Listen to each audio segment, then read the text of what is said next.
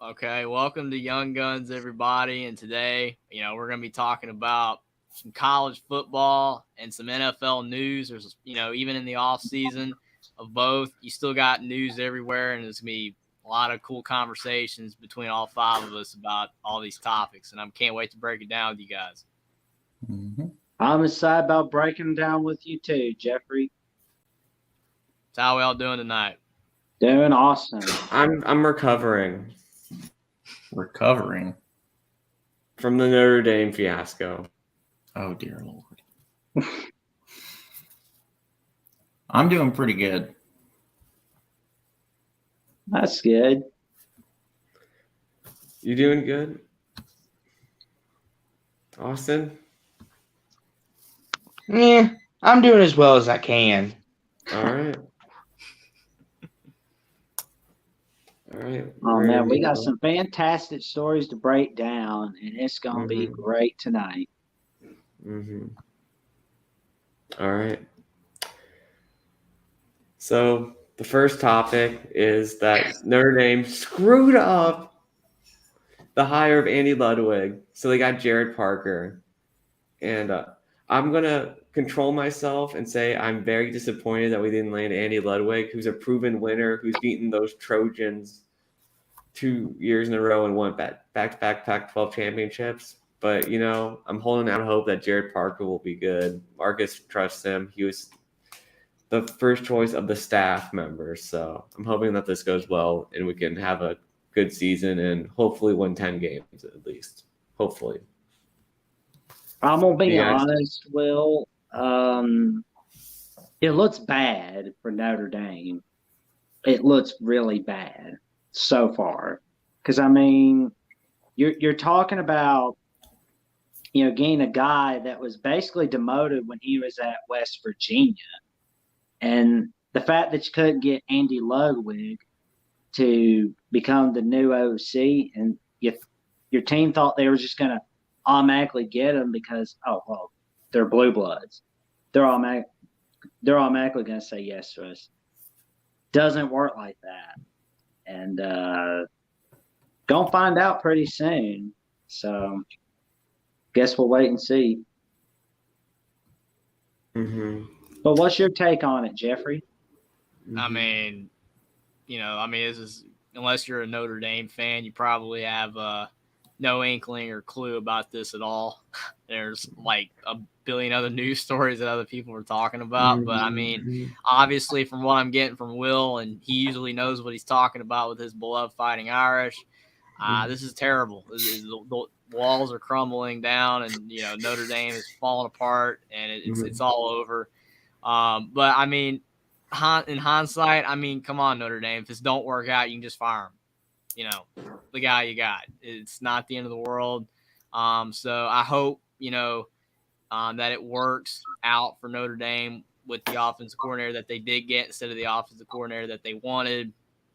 And if it don't, then be the blue blood that you are and fire him quickly instead of, dragging your feet and keeping a guy that's not working out for years. So I think Notre Dame will be fine either way, because all you got to do is just fire the guy that's not working out. It don't work. All right. Well, yeah, to your point though, Jeffrey, he is a diehard, so he is the special one out of all of us. He doesn't bleed red like the rest of us. When he gets cut, the blood comes out green with a shade of blue, a little bit of gold in there. Yep. All right. So I'm going to touch on the next Notre Dame's side just because I thought we all knew. I thought you guys watched my show. That's okay. I did. Thank you, Mike. So it's okay. We got Gino Guidolgi as the quarterbacks coach and passing game coordinator, and I'm actually excited about this hire much more than Gerad Parker, because he developed Desmond Ridder at Cincinnati into a NFL starting quarterback with the Falcons. Like, I know the Falcons aren't any good, but we did get us. But they could win the NFC South. You never know. And Desmond Ridder has looked competent at quarterback. So, and he was also went to Wisconsin with Luke Fickell, and Marcus was able to reel him in from there. So I'm excited about that. Cheater. And we lost James Laurinaitis to Mike's beloved Buckeyes. And we replaced him at GA with Max Bullock, who is a GA at Alabama. And what he's going to be used as at Notre Dame is he's going to be the linebackers coach, because Al Golden was the linebackers coach last year along with James Laurinaitis. But from what I've heard out from my Notre Dame insiders is that since he was with the Bengals and then came over to Notre Dame, for some reason the linebackers in college, like, he kind of lost the touch with them because he went to the NFL, and some coaches in the NFL can't go back to college. They just can't make that transition back. So the linebacker play for Notre Dame was a huge weakness, and it got shredded. Linebackers got absolutely shredded by the Trojans. So hopefully Max Bullock was a linebacker in the NFL and at Michigan State, learned from Nick Saban. So hopefully he can do a better job coaching the linebackers. Oh, I knew that name sounded familiar. Sure. Yeah. Yeah, my thoughts here is that, again, Will likes this, so it's good for Notre Dame. And I mean, he should have been the offensive coordinator. Nah, I mean, probably not enough credentials, but I mean, I think Notre Dame will be fine. I've seen some bright things in their future as a program overall. I think that they're going to be heading in the right direction, regardless of the offensive coordinator hire. And hopefully there's going to be some good things going the Fighting Irish way in 2023. Mm-hmm. Yeah, I mean, it seems like a positive move. It is, as Will said, definitely an upgrade for, the linebacker position. And, yes, we reeled our guy back in from you. But you know what? If you go and watch my video on him coming back to Ohio State, Laurinaitis appreciates what he got at Notre Dame. He soaked everything in like a sponge, and he loved his time there. He loved being there. But the opening and opportunity came a call, and he answered the call. He wanted to come back home. Not just for him, though. He did it for his kids. Where we heard that before? At LeBron. He did the same thing. But, I mean, yes, you guys didn't just fall flat on your face when you lost James. And that's a big thing, because sometimes you do see potentially teams not being able to rebound quick enough or recover quick enough by getting the correct hire when they lose someone at a position. So they do end up falling flat on their face, and it turns out to be bad for the incoming season. Mm-hmm. Oh man, it's should be pretty good. That's maybe he should have been the new offensive coordinator, but who knows? Well, I'm sure he's a passing game coordinator too, so they'll all have a little. I think they'll work together to call the plays. I'm not sure it's just going to be on one the same person. page there. Yeah. Mm-hmm. Well, All right. as they say, great minds think alike. Sorgy Stories ask, how are we doing tonight? Well, we are doing pretty great. How are you doing, Sorgy? Leroy said the first thing I hear is LeBron. I'm out. Good night, fellas. Don't blame you there, Leroy. I do not blame you there. All right. Mm-hmm. Oh, man. So moving on, Texas and Oklahoma moved up their date to join the SEC. They thought it just meant more there than in the heartland of the Big 12. So what's your guys' reaction to this big news? Now, this is something I got some thoughts on right here. Okay, you've got Texas and Oklahoma leaving to the SEC sooner than the original agreement. That's not a shock. This is pretty predictable because, I mean, think about it. They want to get there as soon as possible so they can make the SEC media rights contract money. You know what I'm saying? People were well, it's going to hurt their on, the field, success because they're only going to be able to win 8 or 9 games. They don't care about that because they're going to be able to go to the SEC. And regardless, even if they are only win 8 or 9 games, the recruiting is going to be better. They're going to, have the SEC money. They're going to be on, ESPN. all the time now instead of it just being on, sometimes, a split or whatever. I mean, they aren't doing this for the football games themselves. They're doing this for the money. And I know that sounds horrible, and it kind of it hurts because of the fact, I mean, you would like, them to honor the contract with the Big 12, and finish it up. But at the end of the day, they weren't going to do that. I had a feeling, like everyone else did, they would leave, 1 year earlier than they, originally agreed to. And as Clint Moses points out, no more big noon kickoffs for the Sooners. I mean, I agree. They won't be on Fox anymore. So unless ESPN puts them on at noon, which they probably won't, then they'll be good on that. But I'm not shocked this is happening. We all know why this is happening, and it is what it is. Unfortunately for the Big 12, they're going to be losing their 2 brands, and you're not getting them back. True. Well, actually, there is one thing though to your point about Fox.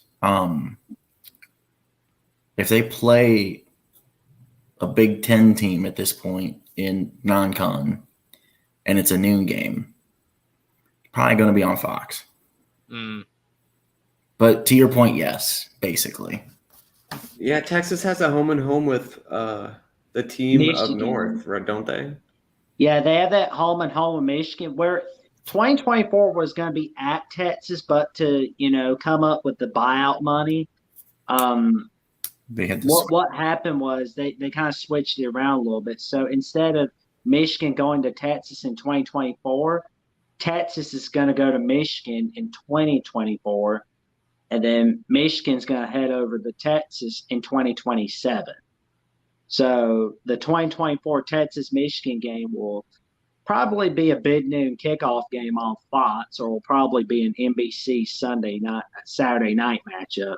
Unless Michigan cancels the game. Right.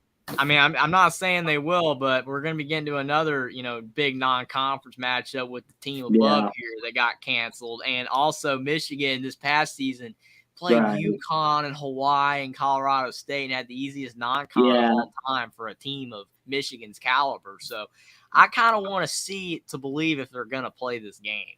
And to your point, how did they make the playoff? They beat my team.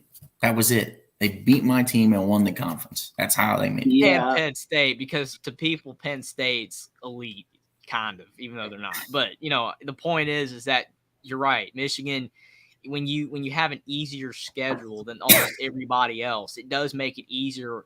It one or two ways. Sometimes it's harder to win the big games because you're not prepared for them, because you haven't had those tough games early. They got you prepared for those big conference games. But also the other way you can look at it is if the games are all easy and then you get to that point, you're ready to go because you're not beat up and worn down like you would be if you're playing all those tough games. And I think that's what happened with Michigan.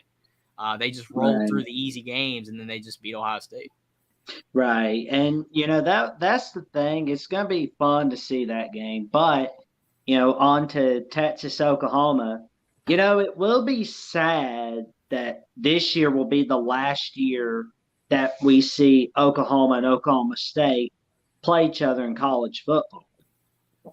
But, the Red River rivalry is still intact. But who's going to be the new rival for Oklahoma on rivalry week? Is it going to be Missouri? Is it going to be Arkansas? Or maybe could it be LSU? That's the question. Texas, on the other hand, we're going to go back to seeing them play Arkansas annually, from the Southwest Conference days. And, we're going to go back to seeing Texas A&M on rivalry week. Now, will that be on Thanksgiving Day like it used to be? Who knows? But it's going to be fantastic. I mean, did you really think Disney and ESPN were going to let the Red River rivalry slip away from their fingertips with a happy smile? No. That's why they got Texas and Oklahoma to join the SEC. They're not. Oh, that's ruthless, Leroy. That's ruthless. Leroy. I mean, because Michigan's been the last two champions, I'll agree. But, oh, man. I'm not even going to comment on that one. To Jackson's point down below, what he just said about Bedlam, I mean, in my personal opinion, and whether they do this or not, and they probably won't because, They're stupid. again, there's going to be so many big games in the SEC. They're not going to, honor the game, but they need to play Bedlam like Georgia, Georgia Tech, South Carolina, Clemson, all those games that they do every year. Right. Florida, Florida State. They need to keep Bedlam. It's Oklahoma, Oklahoma State. You cannot get rid of that game. It's not replaceable with any game that you can just, Oklahoma's now rivals with this team from the SEC on rivalry week. That's not correct. No matter how any way you slice it, it's just not correct. So I would hope that they would find a way to honor Oklahoma, Oklahoma State, even if, Oklahoma's not going to be happy because, we're going to have to play a tough team every year that we could be playing an easier non-conference game. Again, please keep the game. For the sake of rivalry games, keep Bedlam. You think maybe they'll make LSU Oklahoma the rivalry week game? I mean, to me, it doesn't matter because none of them are rivalry games to me. Well, true. So whatever they do, I don't really care because it's just, to me, it's like you're just throwing together a game like Texas A&M, South Carolina being crossover rivals every year in the SEC because they just threw a game together because they couldn't find a actual, like matchup that would make sense. Like when you have Auburn, Georgia, like that makes sense to play every year. Alabama, Tennessee makes sense. Texas A&M, South Carolina don't make sense, but that was the only option. So to me, like I said, to your point, it probably will be LSU or Missouri or Arkansas, but it just doesn't make any sense. Arkansas would probably be the best one. True, because especially if Arkansas stays good, but I still would prefer Bedlam. True, because Oklahoma and Arkansas border one another, and I know that Oklahoma State aren't going to play each other annually in football, but I do know they'll probably play each other annually in basketball and in other sports, really. But I mean, the way I see this is that most likely what will happen is we're going to see it go on hiatus just for a bit, maybe 2 or 3 years. And then Oklahoma is going to realize, oh, crap, we need to play Oklahoma State for whatever reason. So then they're going to go to the SEC, and they're going to walk into the SEC boardroom and be like, please, let's play it again. And then it's going to come back out of the blue. It should never go away. That's the thing. No, yes, I completely agree. But the thing that people don't understand about all this with these conference, realignments and everything is that whether, some people exaggerate and some people do, but you do destroy the fabric of the sport. Because when you have these games that are established, I mean, you saw West Virginia Pitt play this year, and that is a game that matters to a lot of people. It's been a great rivalry game for so long, and it's just gone because, they're not in the Big East anymore. I mean, obviously, to me, Bedlam is still more important than that game, but still, that's a really big deal.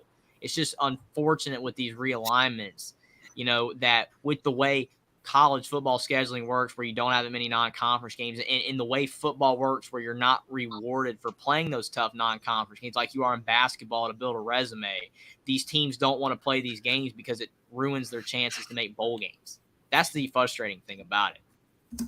So the other thing too to think about is what if, to make up for it, they decide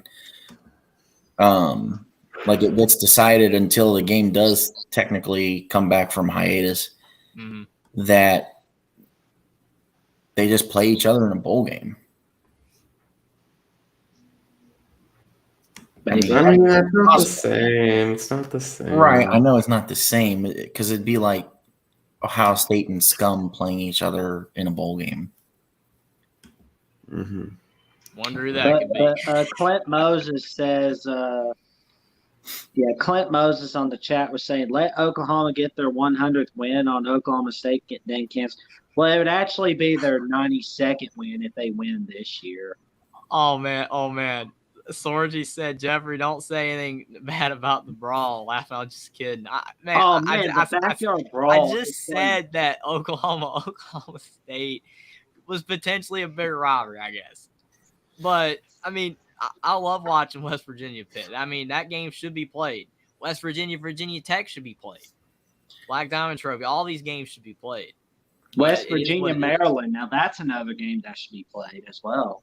It's just unfortunate with football scheduling. I mean, if you have fewer conference games, and you could do this. Or if you had more games being played in football and like 15 games and only 8 or 9 conference games, but it just doesn't work that way. It's impossible. I have a few Not to sound things to say on paranoid. this. Hold on, not to sound paranoid, but Sorgi, that's a double negative. It should be don't say anything, not don't say nothing. He probably knows that. He was doing it for Emerson. You notice I did read it how it's supposed to be read. You know why they can't? You know why Virginia Tech didn't bring back the Black Diamond earlier was because, like, bro, those West Virginia fans were crazy. If you watch those games, they're like throwing batteries at the Hokie players, man. Oh, they're geez. crazy down over there. Wow. Yeah. Look at Tennessee Ole Miss. I mean, that game should never be played again, right? Yeah. Well, that's why they took a break. They started it up again, though, at least. So hopefully it keeps going. But yeah, the couple things I'd like to add to this topic is this is not a good look for college football in general because Oklahoma and Texas had a scheduled day in their contract, and now that they pushed it forward because for whatever reason they feel they're ready for the SEC and they want that money. That's a bad look because now teams are going to be like, oh, we can go to the SEC and get more money now. You know, we don't have to stay till 2023. We can jump forward if we want. And there's not going to be no repercussions on it, no nothing. Like, this is why, like, to Jeffrey's point, and he says it every time, this is why the 12-team playoffs is happening, is because everyone wants to be equal and all this. But when these teams want to jump ahead and go to these super conferences, like Texas, Oklahoma, they're going to jump to the SEC, make them look better now. And now what's the Big 12 going to become? Basically, Baylor, TCU, West Virginia, maybe, whoever comes out of that. You know, UCLA and USC, they're going to the Big 10 early. So basically, I mean, Austin, and the Big 10's what you're saying is, Austin, we're seeing a monopoly from the SEC and the Big Ten. Is that correct?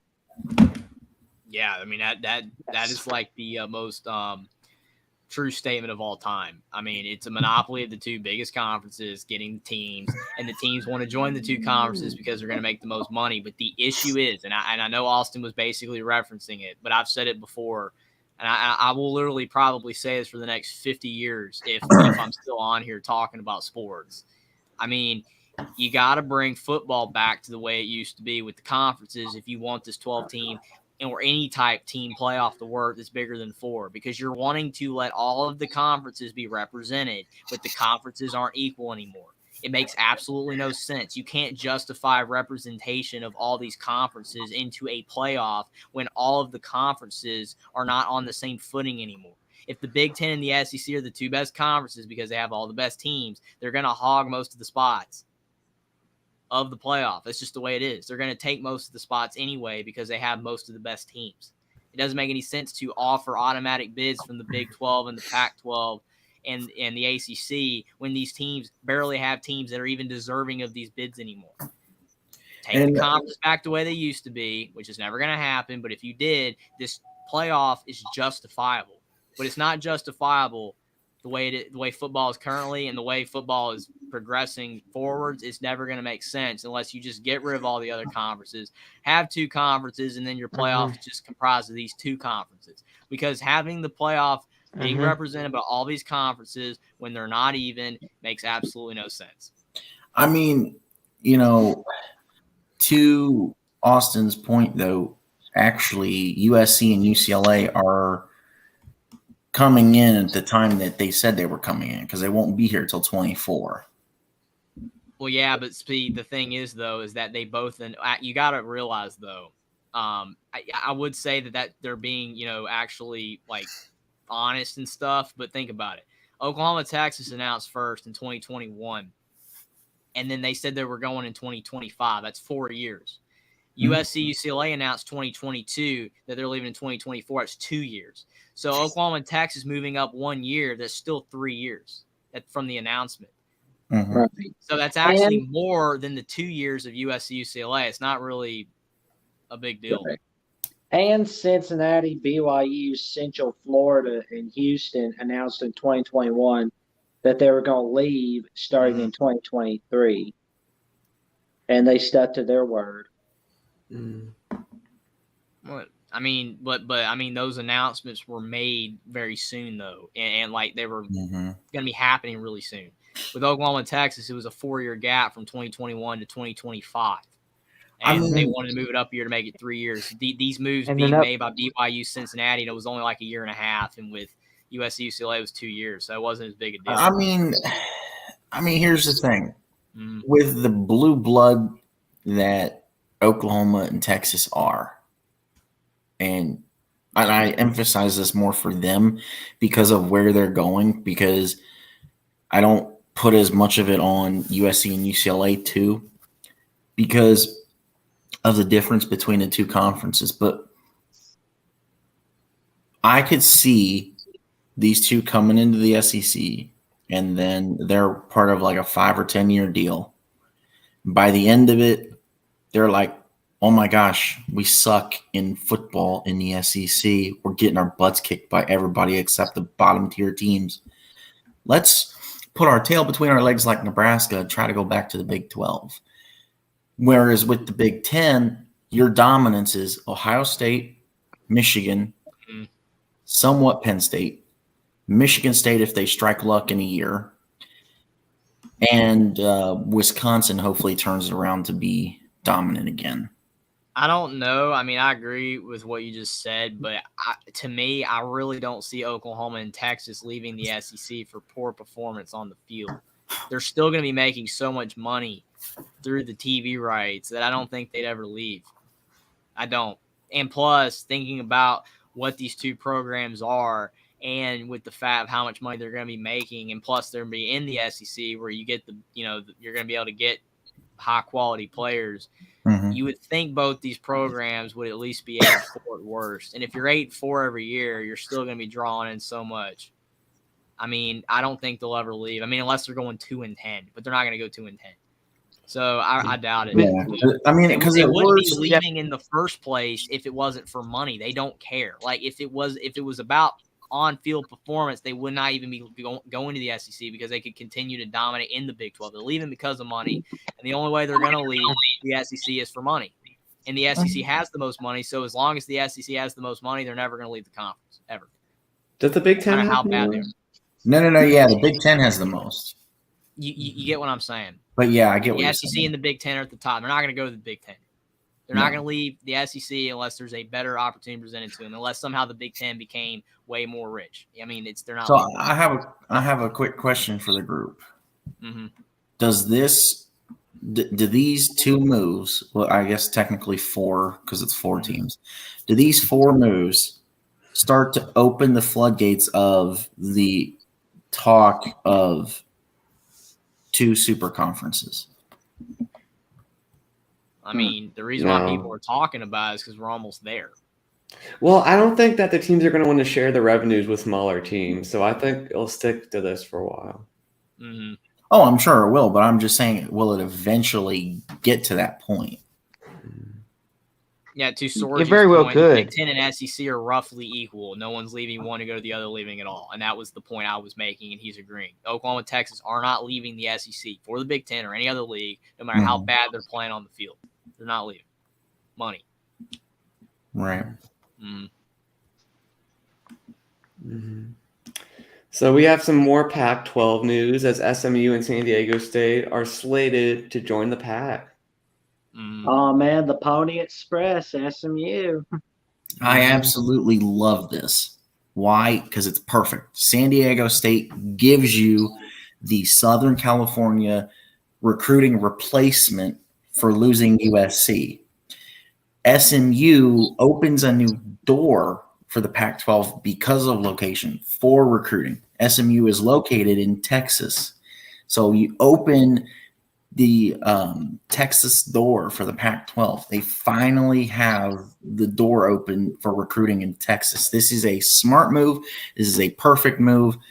yes, it's looking like, okay, it's not really making the pack look better because they're smaller schools, but you know what? It helps SMU and it helps San Diego State with revenue because it makes them a Power 5, so it opens the door for more revenue. I give this a 10 out of 10, and this is an A+. Actually, I give it a 9 out of 10 and an A+. Can't be a 10 out of 10, and it cannot be an A++. Why? Because we have not seen the results of this move just yet. So if this move is successful, like I think it will be, you're looking at an A++ move and a 10 out of 10 out of this. Leroy's point, he says Rutgers is making out like bandits in the Big Ten. Totally agree. Only because of the New York market. It's the only reason they came in. It's not. That's why the on-the-field performance doesn't matter. Mm-hmm. It's what draws eyeballs, the TV markets, and all that stuff, and how much money you can make. It doesn't matter about that, because if Rutgers cared about on-field performance, they never would have joined. But they're making way more money.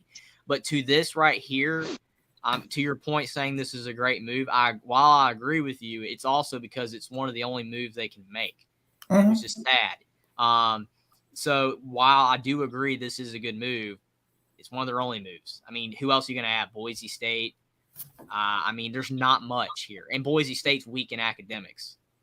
Really weak. I don't really know much about these two, but I've heard from tons of people because I was like, at Boise State, well, Boise State's weak in academics. Well, there you go. So again, there's a lot of other stuff at play than just on the field performance. And plus Boise's not even what they used to be, unfortunately. Hopefully they can get back to that. But these two teams, great move for the Pac-12 only because of the fact they had to do this. So I give it an 8 out of 10. I mean, you had to do this. If you don't add teams at all, you're not giving yourself a shot at all to even stay afloat. But if the Pac-12 does lose Oregon, Washington, Cal, Stanford, and any of the other teams, then it's history. And even though, as I said in the Discord earlier, I basically said that they might have to just operate as a really small conference in the future if they lose those teams. It'll just be a little conference. I mean, maybe 10 teams full of, really like basically the Mountain West caliber. That's the best the Pac can do if it gets to the point where they lose Oregon. So it is what it is. So a good move for these two teams in the Pac-12, but it's unfortunate that they don't have a lot of options either. I mean, yeah, to your point, it's almost like, okay, if you don't add San Diego State, like you said, who's your other options? You really had two other options when it comes to San Diego State. You had UNLV, and UNLV, in my opinion, is worse off than San Diego State. It's a better – because it's still in California, and that's where, you're still covering the Southern California market for recruiting that you were losing when USC decided to get out of town and UCLA. And, you're looking at, okay, because with SMU, like I said, it's what's going to open the door? What's going to add something to recruiting? Well, your only option is to either pull from the Big 12, and the Big 12 right now is better off where it is. Well, what are you going to do? Go in and pull one of the smaller group of 5 teams in Texas and open that Texas door. That was a smart move. The SMU move by itself, I would say, is a 9 out of 10. The San Diego State one, I get it. It's logical. That's why the moves as a whole leaves me at 9, because I give SMU a 9. I give San Diego State 8. Why? Because, like I said, it's logical because of San Diego State's location, because you're not losing anything in the conference. I mean, your point, do we see, the Pac try to be the first conference to really reel in more group of 5s? And with the 6 group of 5s / independents that we have coming into Power 5s now, who do we think is the first one to win a conference title? Oh, that's a good question. But I'm going to go with UCF. I feel like Florida's just such a good recruiting ground, and they've already done really well with Scott Frost before. So I feel like maybe I can see not that. just Malzahn, but someone else might be able to get it done. I mean, to your point, yeah, I think it's either going to be UCF or I would say Houston. I mean, BYU has proven they can't live up to the hype. I mean, they were projected a playoff team this past season. What'd they do? They crapped the To bed. be So- fair, Jaron Hall got hurt. in Well, just one true. games. That's interesting there. So- Go ahead, Austin. so- Sorry. So I've got a couple things I'd like to say on this. I think this is an okay move. Hear me out before you take me out. This is okay move because look at what they're up against though. We have to look at what they're up against, guys. They're up against Oregon, Washington, Utah. All these teams are still there. And do you think these two smaller teams are just going to come in and compete with those and compete recruiting? I get Texas is a big thing for recruiting, but like I said, look at what they're up against. You think if a player has a choice between SMU or Utah, you think they're going to choose SMU? I mean, or if Washington's in that pool somewhere, you got to look at it from that aspect. Austin, SMU can always do what they did in the 80s. Just, I know I was gonna say that. I was gonna say that as a joke, kind of. But I mean, SMU, they are investing in the program. Yeah, and they're in Texas, so it's possible. But they are gonna have to do a lot to surpass Utah and Oregon. But again, the Pac-12 has to keep these teams. They have to keep them. If they don't keep them, then That's all this another doesn't key. matter. Because then San Diego State and SMU would be one of the better teams in the conference. True. And San Diego State, as for them, well, San Diego residents have something to look forward to besides the San Diego Padres. But Padres are gonna be really good. Padres. They Yeah. have a great roster. So the reason I started this with opening the door for recruiting in Texas is it's a way for SMU to reel people in and get the 4-star, the possible 5-star if you can convince them. Why? Because you're playing in the Pac-10. It's a pristine conference. It's an old-time conference, and it's one of the Power Fives. Because 9 times out of 10, if you're going to a 4-star, he could have offers mostly from Group of 5, but have some, or not Group of 5, Group of 5, but have a few Power 5s. And with that instant switch from Group of 5 to Power 5, an SMU offer now looks better. Mm-hmm. But yeah, I mean, go ahead, Austin. another interesting thing I want to point out real quick to you guys is now that Deion Sanders is there too, and we've already seen what he can do. Let's just say, for instance, SMU does get a 5-star, but then what if they go and say, "Ooh, look at Deion Sanders, I want to go play for him," and he flips them, and it's kind of like, okay, that's not good. What do you think on that? Like, Well, how do you think that could hurt or help?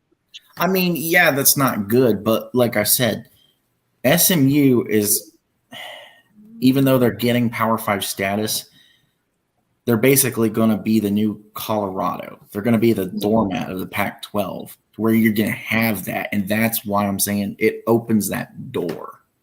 It turns a switch that wasn't there before. I mean, it's like, how would we, for example, I know it's just hypothetical, but instead of SMU, would it be different if it was Baylor coming to the Pac-12 instead of SMU? SMU goes to the Big 12 and Baylor comes to the Pac. Would it be different? One thing, Well, I mean, yeah, you're basically trying to see who's going to make it. That's why a lot of people thought there would possibly be a Big 12, Pac-12 merger, to save the league, kind of, which obviously that's not going to happen. But, I mean, if it gets to the point where the Big 10 and the SEC are so powerful, one of these conferences are not going to make it, potentially both. But when I say make it, I don't think either league is going to go away. But what makes these leagues a Power 5 will be gone. Because what is keeping the Pac-12 a Power 5? Oregon, Washington, Utah, these teams. If they're gone, then it's not a Power 5 anymore. Even if people want to say, oh, this is a Power 5 league because it's the fifth best. No, it's not a Power 5 league anymore. It's over. It doesn't matter if you have Cal still, if they're still there, or Arizona. It's not a Power 5 league anymore. The Big 12, if you lose Baylor and you lose Kansas and some of these teams, I know Kansas is bad in football, but in basketball, TCU. some of these TCU, you're not a Power 5 league. They're barely Power 5s anymore. I'm not saying it because I don't like either league. I wish all these leagues would, go back to the way they were before. I've said a million times, so they'd be on equal footing. But it's just the way it is. I mean, these leagues are barely Power 5 leagues as is, but to your guys' points, SMU and San Diego State are going to go into the Pac-12, and they're not going to dominate. They're going to struggle really, really badly unless they can get really good recruits in the future and start to meet those other teams, or the other teams in the Pac-12 leave, like Oregon, Washington, Utah, and all those kind of teams, and then they'll be able to be one of the better teams in the conference. And I mean, to your point, there was a report out there from what I remember. Mm-hmm. I forget where it was. There was a report out there that said something about SMU and San Diego State don't immediately get all of the revenue when they join the conference. The conference is there. So, okay, if we look at the revenue from like a percentage perspective, they're not getting 100%. They're getting like 70 to 80% of what they're supposed to get. Well, see, that's why a lot of teams are mad at the Big Ten, because if I recall, and you guys can correct me if I'm wrong, but if I recall with the Big Ten, Nebraska and Rutgers and Maryland, these teams got treated this way. They didn't get the full percentage the first few years, but USC, UCLA, they are. Oklahoma and Texas, they are. And a lot of, people were not happy about that. But it's just the way it is. I mean, they're going to treat those teams differently because it's Nebraska today, and it's not the '90s Nebraska. It's Rutgers, Maryland. It's not USC, UCLA. We're going to treat them differently. Jeffrey, it's your favorite saying. USC is a brand. Nebraska is not in this day and time. Now, back in the day, Nebraska was a brand. I want them to be again, but they just aren't doing it unless Matt Rule or somebody can get them going again, because they have the fan base. They got the resources. I thought Matt Rule was a pretty strong hire. We'll see how it goes. Kind of like Indiana basketball. You look at Indiana basketball and Nebraska football, there's been articles written about this. They're the same thing. They died in around 2000. They just completely tanked. And then they've been bad for 20 years, outside of a couple seasons. And like Indiana basketball, maybe getting there. Nebraska, they can do it. They're capable. So to reel us back on topic, what do you guys grade and rank or rate this move besides Jeffrey?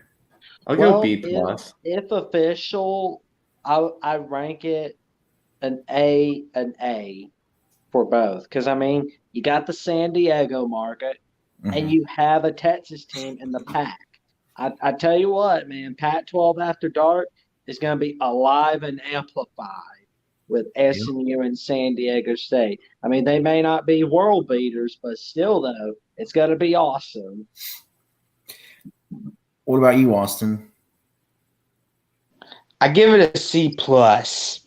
I'm not too thrilled with this because it's two of the smaller schools going to the Pac-10, to a bigger conference with a lot of better teams, and unless they could get some stuff going here, it's going to be rough for them, and it's going to look bad because Oregon, Washington, Utah are just going to smack them upside the head a couple times each year.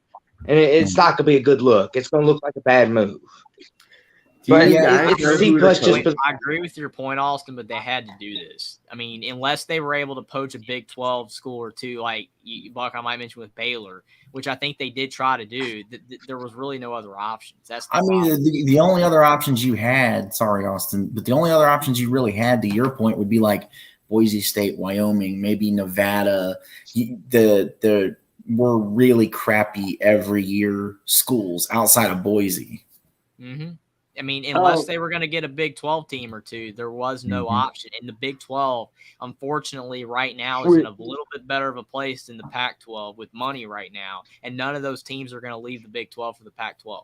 Now, I will say, though, I will say before Austin gives his rating out of it, I will say that I think San Diego State was the better and smarter move of the two, but like I said, for different reasons, I do like both moves. Yeah, but I give this an overall grade. of a C+, and I give it a 7 out of 10. Just for the fact of what you guys saying, that I agree there was no other options. I mean, like you said, y'all named off a few, but it's like you look at it all, it's like unless you could poach like a Big 12 team, like if you could convince, say, Baylor, hey, come over here, you could play Washington maybe twice a year and all that, but those are all hypotheticals. I give it a 7 out of 10. Right. Oh, Leroy Watermelon says Texas should just have an all Texas conference. Would be a tough conference. Well, they had that until 1995. Yeah, wasn't that the And South? it was the Southwest Conference. And it went downhill when SMU got handed the death penalty. And then Arkansas left for the SEC. And then. So it wasn't an all Texas conference. You had Arkansas in it. True. Well, it was an all Texas except Arkansas conference. Yeah, so we might as well just call it, this is the Texas conference with Arkansas in it. There's your conference. I mean, that's literally your conference. Yeah. But it was pretty cool. I mean, You guys know who the coach is? You call it the Southwest Conference, but yet it's not even in the Southwest part of the country. Not the country. Yeah, I mean, the country. It's hilarious. I mean, that's does not even make any sense. Go ahead, Will. You guys know who the coach of San Diego State is, though, right? Brady. Brady Brady Hoke. Hoke. The clapper. The clapper. I mean, he got Braxton Burmeister in the transfer portal from Virginia Tech, and he ended up being a wide receiver. So something's wrong. I remember, yeah. All right. So we got Kevin Sumlin going to Maryland. Oh man, I'm looking forward to this. Will Maryland finally be one of the top 3 teams in the Big Ten East again in the next 3 years? Well, Buckeye as long Knights as doesn't Penn matter. State, Michigan, and Ohio State exist, no. I mean, Penn State would have to drop off a cliff to allow Maryland to move into third place, or if Jim Harbaugh leaves Michigan in the next year or two and Michigan falls off a cliff, then no. With Kevin Sumlin, though, all I know is I remember this guy for 2 reasons. Number one, Johnny Football, Texas A&M, and then Khalil Tate, Arizona. I mean, regardless, I mean, you got to admit those were some great games with Khalil Tate, Mr. October, running for 329 rushing yards in that one game as a quarterback. And then Johnny Football obviously beat Alabama, unfortunately, and many other big games. Glenn Moses Point just got hired. He's already on the hot seat. I mean, give the guy a chance. He's not a coach, not a head coach, so I don't see any reason to fire him just yet or any reason. I think that I like Kevin Sumlin, even though no one likes this guy. But, I mean, he gave us Khalil Tate and Johnny Football. Kevin Sumlin. So just bring an offense to Maryland like that with whoever's the quarterback, and you should be good to go. Well, I'll say this, though. Go ahead. They got close to beating the Buckeyes and Nittany Lions this year. But do you think if they add Kevin Sumlin, maybe they can spring an upset soon? Nittany Lions, yeah, because the Nittany Lions seem to be wishy-washy. Well, I mean, to an Jeffrey's upset's point, possible anyway, because I mean, think about it. Sorry to cut you off, Bugger, but real quick. I mean, they almost beat Ohio State that one year when Maryland was awful. It was like 52-50 or whatever the score was in that game. So upsets could happen even if you're not a good team either.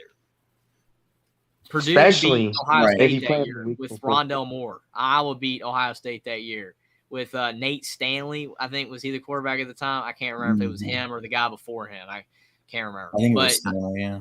Upsets happen, so I don't know. I mean, to your point, yeah. though, for that, to your point, like if the dude that broke to the outside in the end zone catches the 2-point conversion, then they do beat us.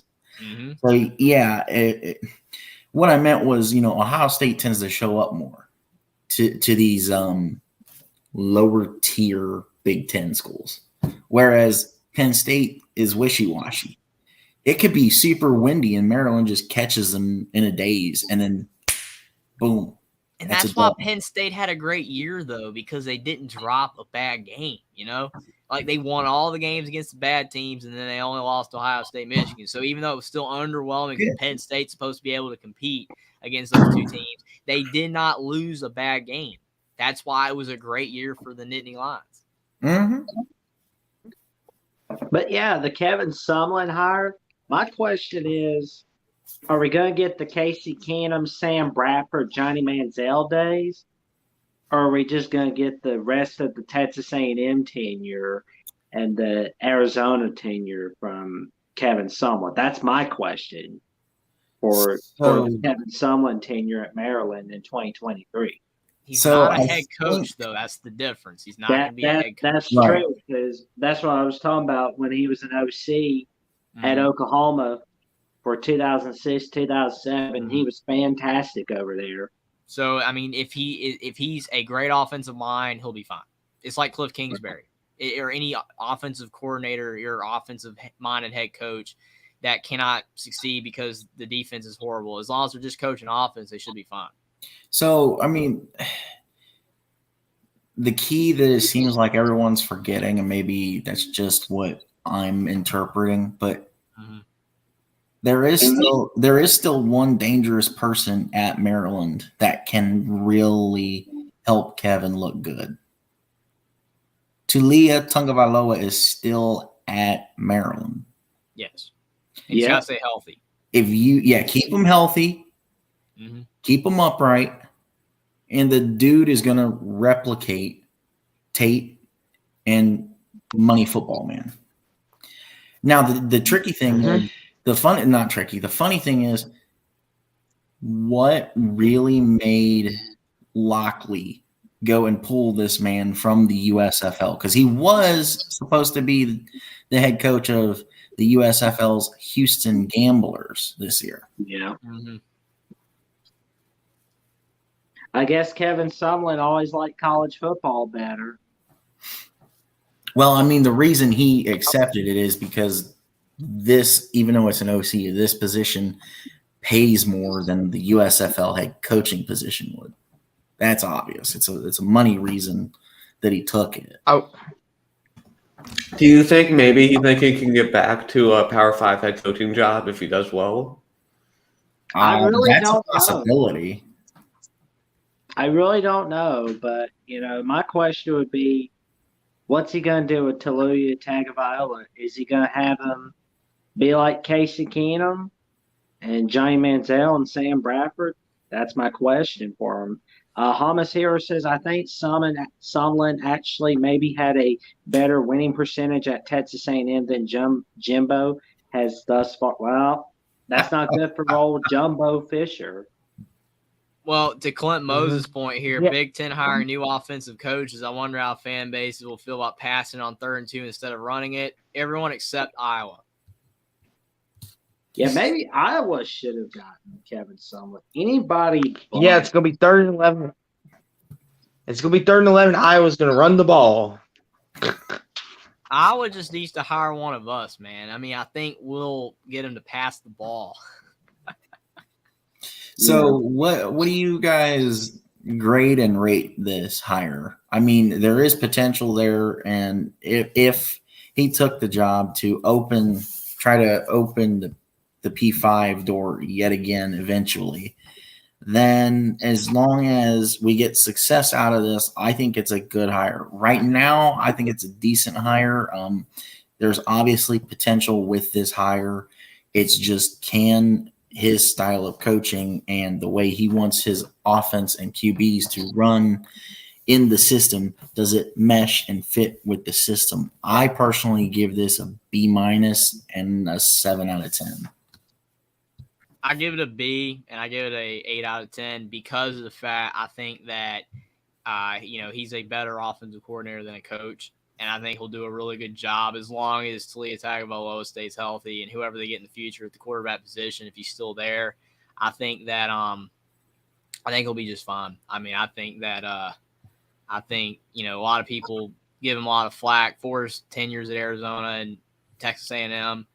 And some of it's warranted, but when you're an offensive-minded coach, you struggle with defense. And if you can't get your defense going, I mean, I remember when Khalil Tate and Arizona played USC and Sam Darnold, and they lost like 55-48. That's why Kevin Sumlin got fired, because you're losing games like that. And then once Khalil Tate got hurt, it just went down.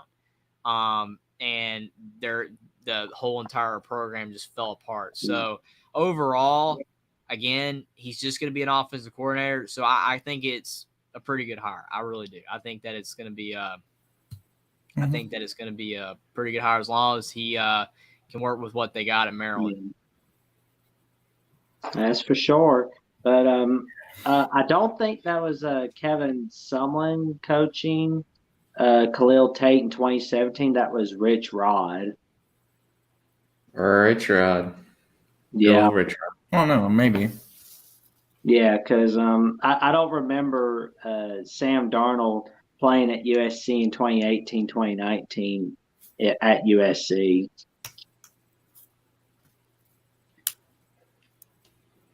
Yeah, Sam Darnold played against on the opposite side of Khalil Tate. I don't know what year that was, but there was a game that was like 55-48 USC. Sam Darnold threw for like 400 yards. Khalil Tate ran all over the place. It was a great game. It's one of my favorite games that I watched ever from the Pac-12 late at night.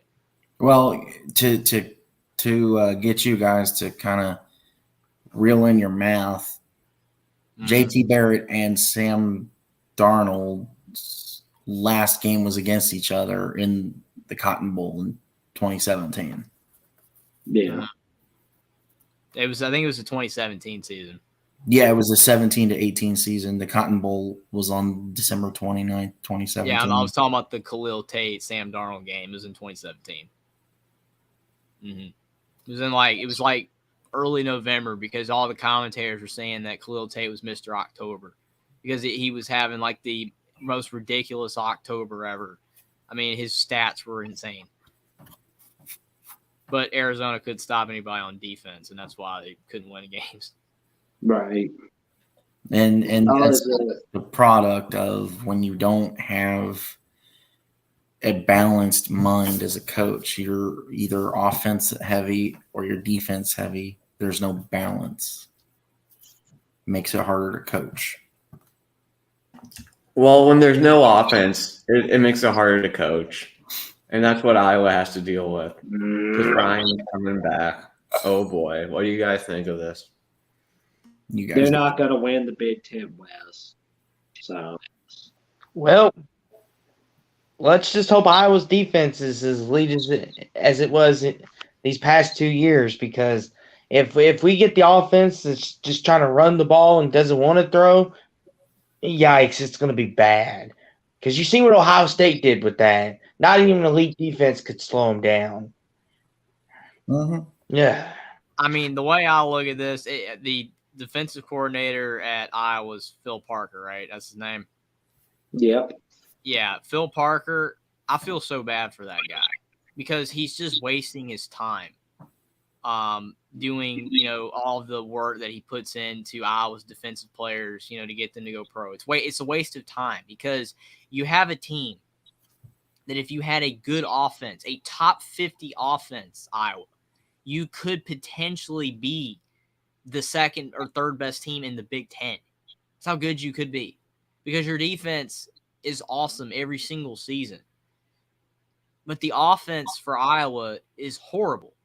I mean, literally, to Clint Moses' point earlier about all these new offensive coordinator hires, you're going to have these Big Ten teams passing on 3rd and 2 instead of running the ball. So it's going to be more of a modern offense, which, I mean, I'm not saying that you have to go to, all, passing in modern day football. I mean, you still want to incorporate the run, but Iowa's offense is 1980s. It's old school, and it doesn't work now. It just doesn't work, especially with the players that they have on offense. It just does not work. Spencer Petras, I don't think he's a fantastic quarterback, but I really think that overall, it's not just his fault. It's the offensive style. And it's going to be really interesting with Cade McNamara, who we know what he did at Michigan. With all the talent around him, he took him to the playoff. Can he do, solid things in Iowa? If not, then it's clearly the offense, and it's not who's the quarterback. And again, I understand that you see the amount of love on screen that Kirk Ferentz has for his son, and obviously it's understandable. You should love your son, and I'm glad he does. But he does not need to be OC. He needs to go back to his old position as tight ends coach or offensive line coach or whatever it was, and that's where he needs to operate. I think it was tight ends coach because he was instrumental in all those tight ends going to the NFL for Iowa. I mean, he's clearly good at that. But he runs his offense around just the tight ends and the O-linemen and the running backs and short dink and dunk passes, and it just does not work in the Big Ten, and they get shellacked against Ohio State and Michigan every year because of it. And they're never going to be an elite team in the Big Ten unless they finally stop playing offense the way they do. Did something happen like after the 2016 and 2017 seasons? Because, I mean, Iowa, those were good. I mean, and 2015, like Iowa had like 3 straight like good years. Oh, I don't know what happened, man. but Because I don't because know. Brian was there in 2017 when they got the win over Ohio State and they scored that 55 points. Did they just 55-17 figure him out? 55-24. Yeah, like did they figure out Brian after that game? Maybe. I mean, the thing is, like, I don't. Ohio State wasn't very good at the quarterback position then either, as they already have been better lately. Not a big JT fan. Well, I'm not saying that. I'm just, you look at Ohio State back from 2012 to 2017, the quarterback play wasn't great. It was not great. That's why the quarterbacks aren't in the NFL. I mean, as much as you mentioned 12 gauge earlier or yesterday when we did Unscripted. I mean, I like Carl Jones. I like JT Barrett. I like all of them, but they weren't great. That's why they're not in the NFL. Yep. And to me, that limits your ability to be great week in and week out when you've got CJ Stroud. And especially Ohio State at the receiving position is more ridiculous now than they've ever been. They're way better in the receiving core than they were back in 2017 prior. They had good receivers, but now they have elite receivers every single season, and you can't compete with that. Mm-hmm. Even if your defense is great like Iowa, and that's why you lose 54-10. I mean,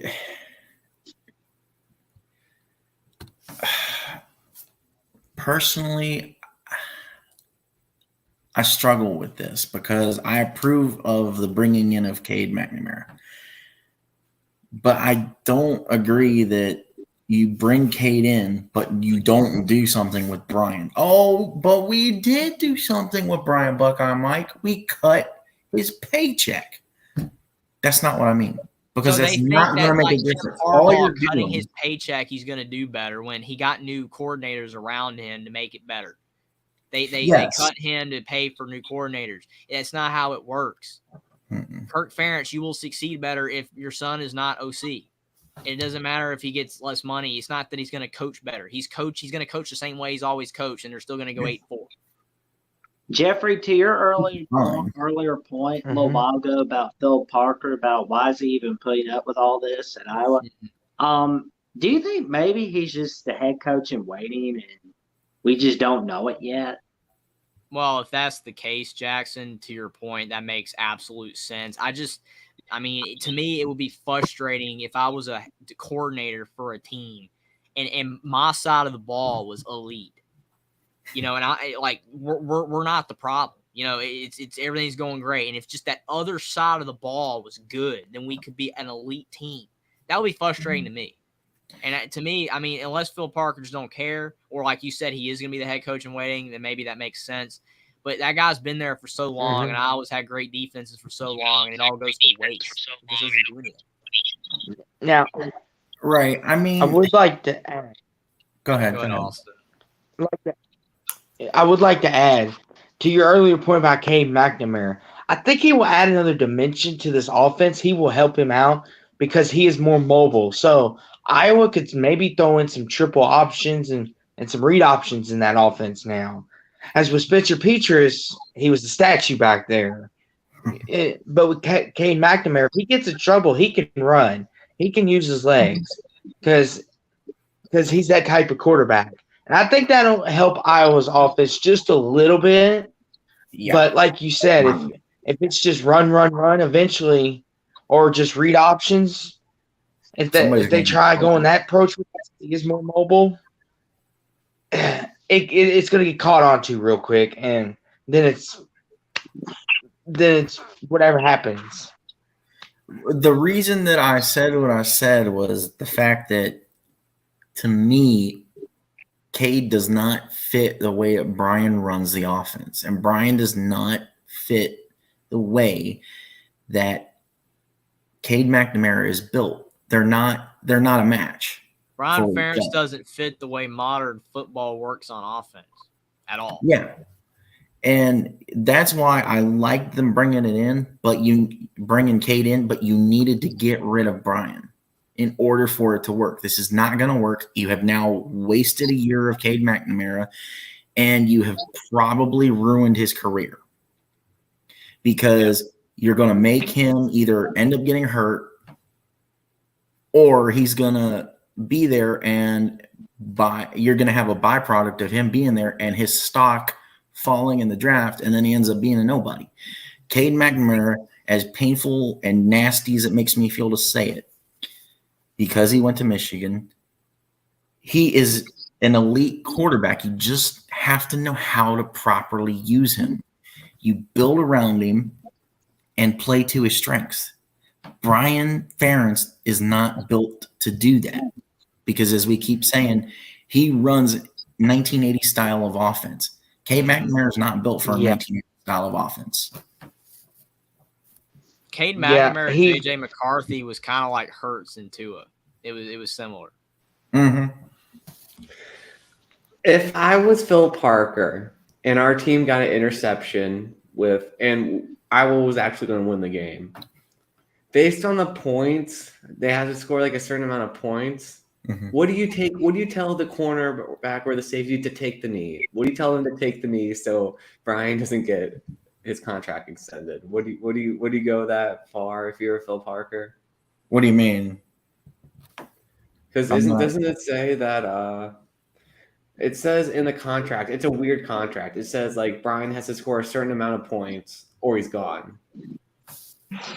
So I mean, that's the thing. So that's the thing. Like, if I was Will Parker or Phil Parker, I would just want to get the dub. So it's a struggle because, like I said, by not getting rid of him now, you've now wasted a year for Cade McNamara. And I think he's going to leave after this year. If he doesn't leave, rebound, save his last year, and get rid of Brian.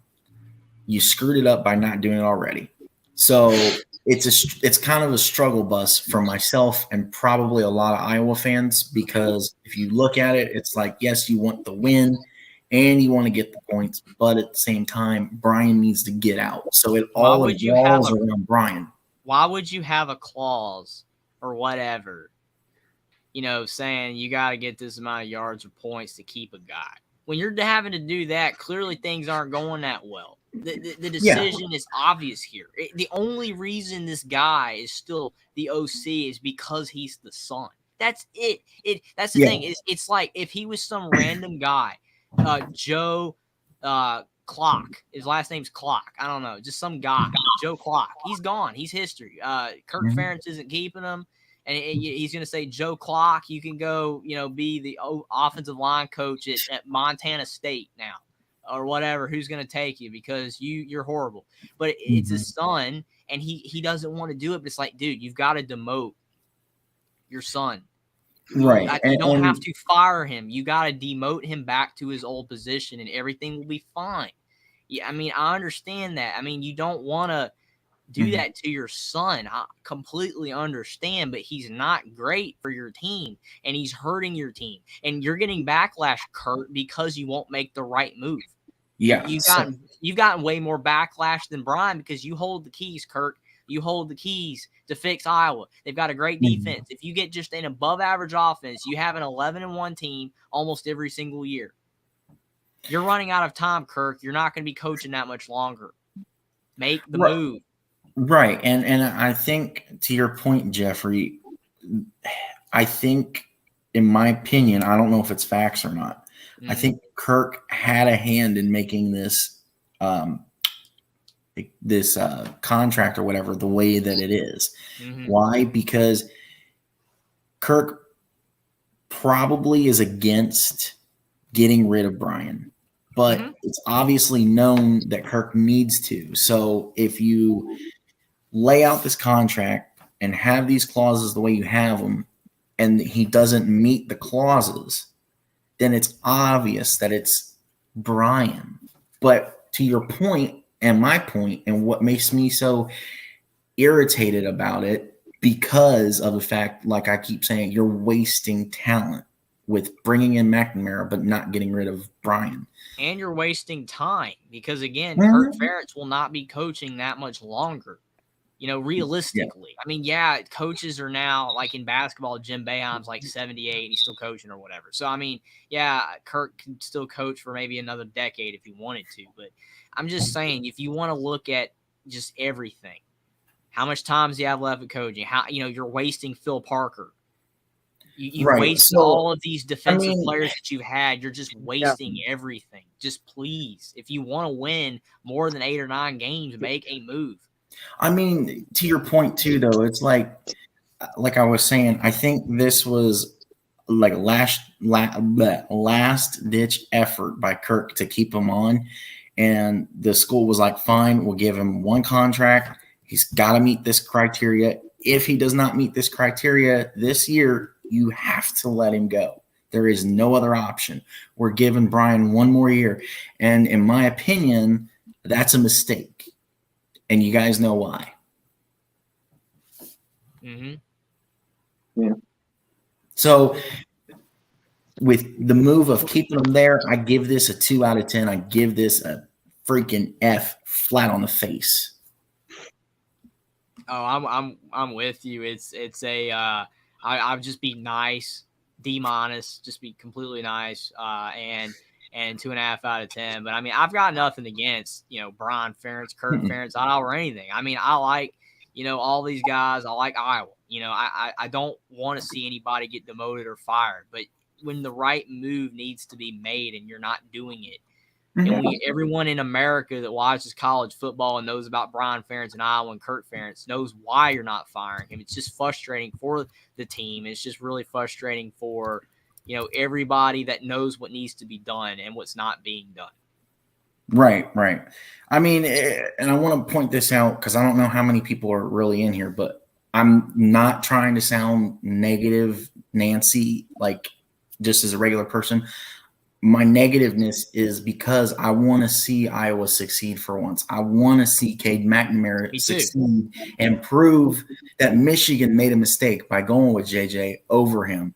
Think about Iowa. If you have Brian Ferentz back to the offensive line where he was before, and then you have a Kevin Sumlin or some guy that can coach really good offense, and then Phil Parker, you have a great team. You could be 11-1. I'm with you. I want Iowa to succeed. That's why I'm frustrated. I don't want Brian Ferentz to get fired. I want him to go back to his old position because he was good at it. Get an actual offensive coordinator. You've got a great defensive coordinator. You have enough talent. You could dominate the West, especially while Wisconsin's still down.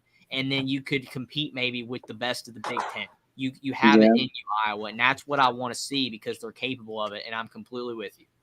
True. So last thing, what is your rating out of 10, and then the 3 below you? What's your grade and rating on this move? Yeah, like I said, it's a 2.5 out of 10, and it's a D-. Okay, It's a 1 out of 10 for me. Complete and abject failure by Gary Barta not to make a move. So you give it an F? Yeah. 1 out of 10. Oh, yeah. 1 out of 10, F. I mean, honestly, if you don't want to put yourself in a position where it's like, oh, I don't want to fire this good friend I have, or I don't want to fire this family member I have, don't hire your family and friends because things change in the long run, and usually not for the good. Mm-hmm. What about you, Austin? I give this a D+ and a 4 out of 10. So it sounds like we're roughly all basically in the same ballpark on this. Yep, So it's an Jeffrey- average. Mm-hmm. Oh, you talking Alright. because I didn't put an F? I mean, it's pretty bad. Well, I mean, it's still a low grade, and your I rating. was just being is- nice. It's an F, basically. I was giving it a D- because I know why he's not firing him. Oh, yes. This is the topic I've been waiting for. Oh, So we got the NFC South favorite Carolina Panthers have hired Frank Reich, the original Panthers quarterback's coming home to hopefully lead the Queen City back to the glory days of the Cam Newton era. So before Jeffrey goes first here, I have a question for you and the rest of the group. Okay. Does Frank Reich have the potential to bring some form of a championship to Carolina? Whether it's a division title, conference title, or Super Bowl. Yes. It's possible. Yes. Mm-hmm. Yes. And The besides, fact there's a chance is good enough. Well, the fact is, Frank Reich as an underdog, when people doubt Frank Reich, he does fantastic against the odds. He has a history of doing that. Watch his whole playing career in college and pros, even though he wasn't exactly a star, but still, when he's an underdog, he's fantastic. He showed that when he was an OC at Philadelphia 2017, and he showed tons of potential at Indianapolis, despite the fact that he was dealt with a cruddy hand. Mm-hmm. I will say before you go real quick, Jeffrey, the QB situation in Carolina, it's a little dicey right now. Just where he left off in Indianapolis, where the QB situation was a little dicey. I want your take on that. Like, what do you think is going to happen there? And the floor is yours, Jeffrey, until you're completely out of breath. Well, I mean, the thing about Frank Reich, man, is that, again, like I said, there's a chance for a championship with the Panthers. So that's good. You know, if you don't have a chance, then it's bad. If you have a chance, then it's good. So, and I think it's funny that, you know, bringing up that he was the first Panthers quarterback ever, which is true, even though he got benched after 4 games, which is also true. So that's funny. He was at the tail end of his career playing, but I mean, the thing is that the Panthers, they had a heyday, and it wasn't long, but when it was going really well. Cam Newton, Super Cam, MVP, you know, Super Bowl year, that was cloud 9 for the Panthers. And I mean, it looked like maybe that there was going to be some bright things in the future for the Panthers if they could continue to keep it going, even though they lost to the Broncos. But then, unfortunately, Cam took too many hits and went downhill. They get rid of Ron Rivera, and then Matt Rule just doesn't work out at all. Joe Brady doesn't work out at all. None of that works out. Steve Wilkes did decent, but they didn't, they didn't retain him. So they get Frank Reich. And I know a lot of people at first probably thought this was a bad hire because of the fact that his record at the Colts is bad. But to Jackson's point, he was dealt a cruddy hand with the Colts because the quarterback situation was awful. You look at the first season he was there with Andrew Luck, and they were good. But then Andrew Luck resigns or retires or whatever. 2 weeks before the season started. Yeah. And then Jacoby Brissett that year did not work out. Philip Rivers was a good year, but then he was only there 1 year and he retired. And then obviously Carson Wentz and Matt Ryan both years weren't very good either. So every single year you have a different starting quarterback. That cannot happen at the Panthers. If the Panthers are going to have success under Frank Reich, because he's an older guy, he's 61, and the Panthers are a team that has a quick trigger to get rid of coaches, after 3 or 4 years. They got rid of Matt Rule after 3. So they have to have success early. And to me, to Austin's point, quarterback situation isn't that great right now because you have Sam Darnold, who nobody believes in outside of a very small contingent base of Panthers fans that want to see Sam Darnold live up to his 3rd overall pick to the Jets in 2018. So, I mean, me personally, I don't think Sam Darnold is going to be the guy that's going to be able to get a championship to the Panthers. I don't even know if he's capable of getting them to the playoffs. I think that's more likely because the Panthers have a great defense. They got a great defense. They have the pieces there to be very good on that side of the ball. They have enough weapons on offense. They need probably a few more, but overall, the offense isn't terrible. Quarterback position, if you can get it fixed, whether you do bring in Derek Carr or whether you do bring in somebody, like that, or you draft a quarterback, and if you somehow keep Sam Darnold, one of these situations has to work because if it doesn't work, then the Frank Reich era will be a bust, more than likely. And it unfortunately, it's going to be more wasted years of Panthers fans watching terrible football, even though they could be good. And that's what's agonizing about it, because the Panthers are so close. You see them, they're so close. They have everything. They have a young team that has a lot of talent, but you need the quarterback position to be good. So Frank Reich, please make the right decision. Panthers organization, make the right decision at quarterback, whether it's Derek Carr or whoever, what you decide to do. And if that's the case, if you do make the right decision and it works out, then I think this is a good hire that I would give a B+, and I give it an 8 out of 10. But if the quarterback position does not get figured out, then I would give it probably a 4 out of 10 and a C-. Now, I have a question for the group, and Jeffrey, this one is more for you. What's your expectations for him? Are you thinking going into next year, okay, I think we can win the South with him at the head, or let's just try to win 6 games? Or are you one of those delusional people, we're going to win the Super Bowl and we're going to dominate the league, move over Chiefs, here we come? How are we feeling on that? So before you answer that, Jeffrey, I do want to point out that you've never come across this delusional fan. But I get what you're saying.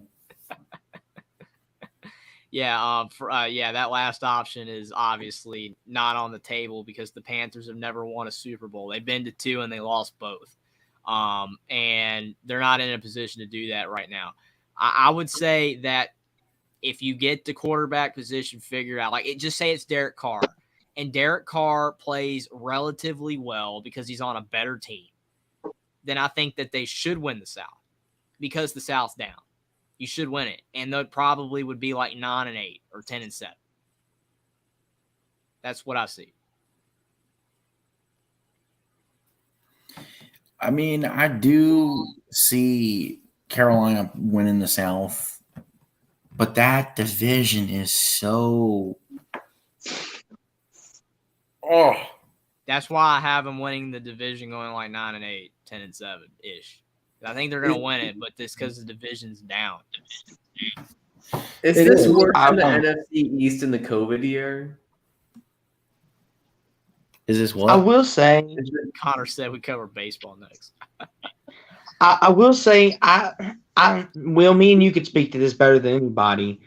The COVID year, everybody got hit with the injuries bad, especially us over in Cowboy land. Dak went down with that bad ankle. Our old line got beat up. Our defense was awful. I mean, but that's not the point.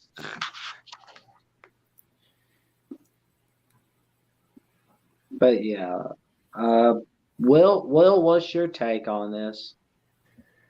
I think Frank Reich, can develop a quarterback, but the quarterback has to be better than dead Matt Ryan. And as I experienced this season, Carson Wentz. So if you give him like a good, better than average quarterback, I think Frank Reich will develop him well, and I think they'll win the division. Sam Darnold, I don't know. If they stick with Sam Darnold, I think he's better than Carson Wentz, but can he at least get them to win the NFC South?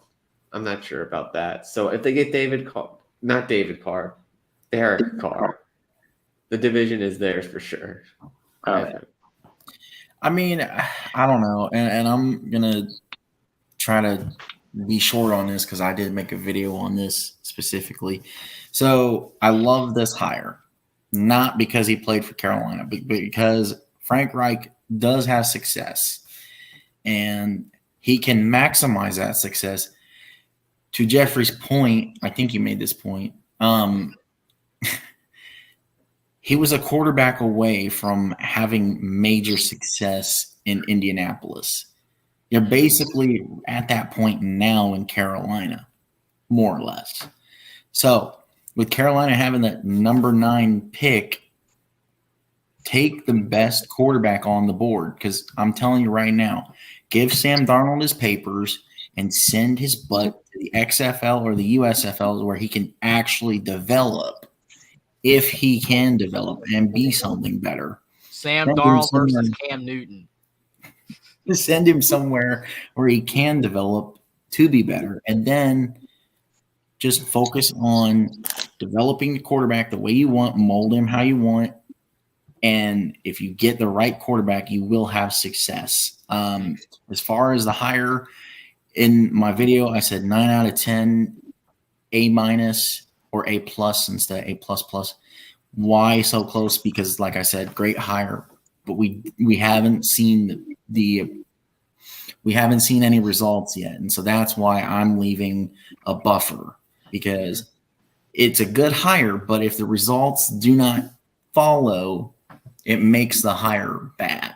And I don't think Frank Reich has the things around him in Carolina to actually be bad. If he keeps Sam Darnold, that's a different story. That brings it down and obviously will show negative product. Clint Moses, thanks a lot for saying this show's better than Sports Center. Thank you, man. Da-da-da, da-da-da. Oh man, love it. So I guess it's my take now. Well, Oh, yeah. I'm gonna grade this an A for the Panthers, and I give this a 9 out of 10 because I have a good feeling that the Panthers are going to fix their quarterback situation, and they know that their QB is not going to be Sam Darnold. That I do know, and that NFC South division is just there for the taking. Tom Brady has retired. Alvin the Chipmunk Kamara is, who knows how long he's going to be suspended because I will say though, what's up? not to cut you off though, Jackson. When the Saints are healthy, a lot of people think they're a Super Bowl contending team. So take that into consideration. Well, that's When the Saints are healthy.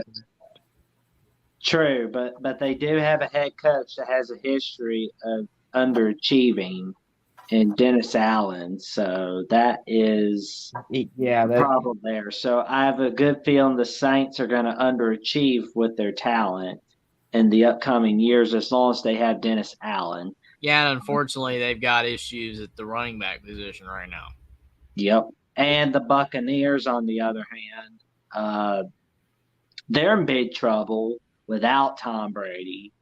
And Todd Bowles, he's on the hot seat. And the Falcons are the Falcons. So the Panthers, boys, the NFC South is there for the taking. Don't mess it up.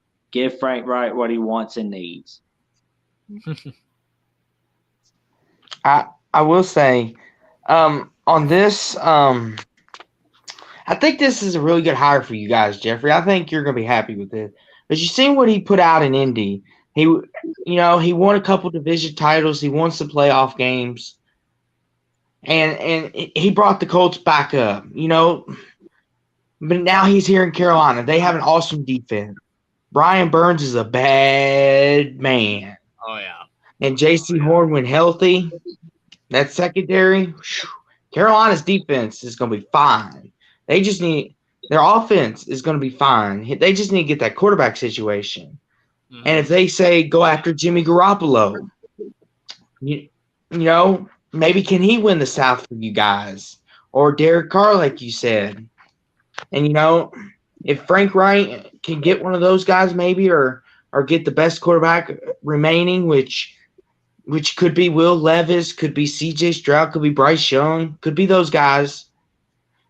In any one of those, I think this is an A+ hire, and I think it's an 8 out of 10. Because, like Jackson has stated, the NFC South is a who's who of chaos. Tampa no longer has Tom Brady. Atlanta is Atlanta. New Orleans, when healthy, they're very good. But Alvin Kamara may be suspended the whole season. Mm-hmm. They don't have a clue who's starting at QB next year. It's a who's who of what.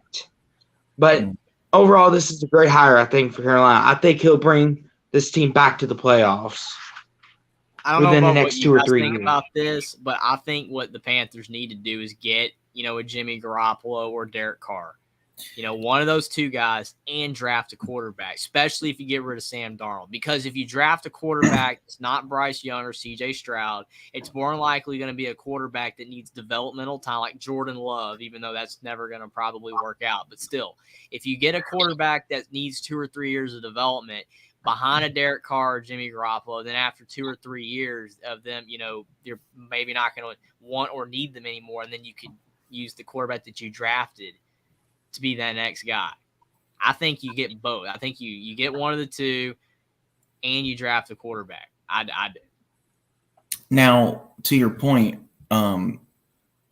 who would you prefer that they draft? Since you're the big fan, like for me, please, Frank Reich and the Carolina Panther organization, please stay away from Will Levis. I don't care if he's still on the board in the 3rd round or the 6th round. Mhm. Stay away. Make the dude an undrafted free agent so that a point is proven, please. He had no O-line, man. He had no O-line. I mean, really, I don't know who they should draft because, I mean, I like Stroud and Young. Obviously, they're the 2 highest ones, and then it just gets kind of interesting. I mean, Well, that's why the Panthers drafted Matt Corral in the 4th round last year, and then he got hurt. So, right. I mean, I don't know. That's why you go and draft Hendon Hooker, man. I mean, to your point, though, so there's about 2 spots where CJ is projected. Mhm. Right. CJ is currently projected, and we'll go more into this if we have a mock draft show. CJ is projected at the 4th spot to the Colts Mhm. or at the 9 spot to you guys. Mhm. So if he's on the board, I would grab him.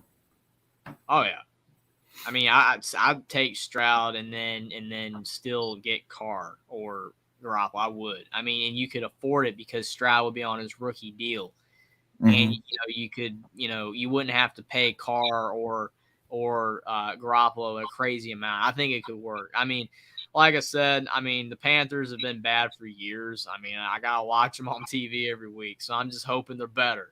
And I think Frank Reich can get it done, but you got to get the quarterback situation figured out because everything else is there to be a good team, especially with the NFC South being down, and that's a fact for sure. I mean, how do you think I feel? I got to watch the Browns every week. Ugh. Baker was not bad for a couple of years, and then he got hurt. And then he decided to play hurt. Bad move. Yep. There we go. We're good. Well, this for sure will help the Panthers. Alvin Kamara, unfortunately, he has been indicted. Will the Saints have a chance to make the playoffs now, or do you think? You still think so, Mike? I got 4 words for you. Michael Thomas, Chris Olave. Mm-hmm. You still, yes, you're Taysom Hill. So Taysom Hill Preferably. is good enough to pass the ball to Olave and those guys, Michael Thomas, that kind of stuff. I mean, he's a bigger. So if you look at the QB spot for the Saints, it's really it's turned into a QB system, a 2 QB system. Why? Because of the way Taysom Hill is. He's more Lamar, but Lamar can actually throw just a little bit better than Taysom Hill. Taysom Hill is more of a JT Barrett where it's run first, run. And Jameis Winston, I am shocked I'm saying this since the Florida State days, is actually a good fit in the system that New Orleans has currently. So if you take those 5 guys, that's good enough weapons on offense to hold it down without Alvin Kamara.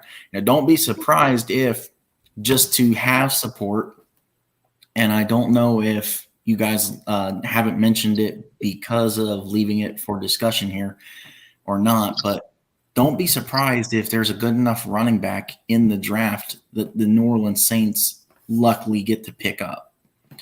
Because if you pick up the right running back, you're basically you have a hold down replacement for Alvin Kamara. So the Chiefs got Pacheco in the 7th round. So yeah, that was crazy. The dude is nuts.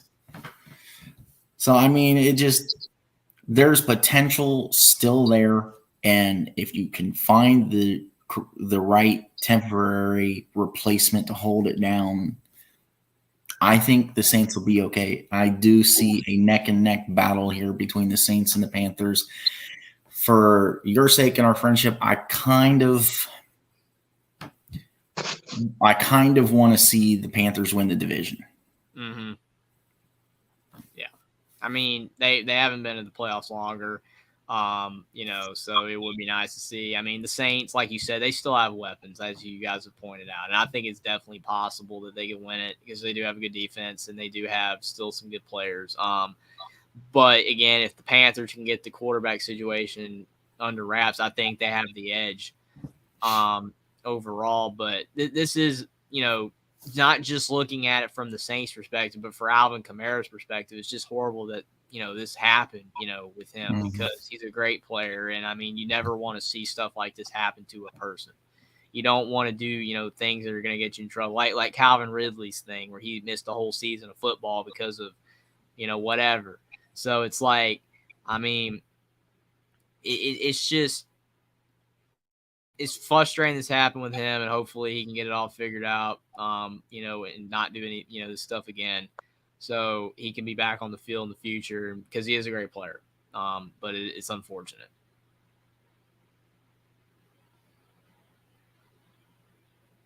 But Joe Mixon is going to keep mixing it up for the Bengals. He's back. Do you think if the Bengals get their O-line sorted out, do you think they can win? Beat the Chiefs? I think that the Bengals have a good enough roster to win a Super Bowl if the O-line was better. Because Joe Burrow is a great quarterback, but he makes mistakes based off that O-line. He's rushing throws, throwing in double covers because he's got Jamar Chase, and he thinks that he can fit every, ball into a tight window is going to be complete, and that's where the picks happen. He needs more time, and he's going to have to throw the ball, to receivers that are not Jamar Chase, and I think they can win a Super Bowl. And if their defense is playing at a high level, I think they can. Yeah, I mean, so I have a lot of feelings on this. So why don't you guys go first, and I'll collect my thoughts and give my little spiel after. Well, I feel like the Bengals will do better in the playoffs next year because they felt like they already won the Super Bowl when they came out against the Chiefs. Like they were so confident and so cocky. And they're a little humble now, man. Like they're calling a Burrowhead and everything. They needed to calm down. And I think they calmed down. And I think Joe Burrow, he is definitely close to Patrick Mahomes. He may not be as mobile, but he still, his arm is just as good, and he's probably a better passer. So they definitely have a chance. They just need to get enough stops, and they need to protect Joe Shiesty. Oh, but yeah, it's like you said, Will. The Bengals, they were all cocky this year, but next year they're not gonna be so cocky. They're gonna go, oh, we gotta get up for these games.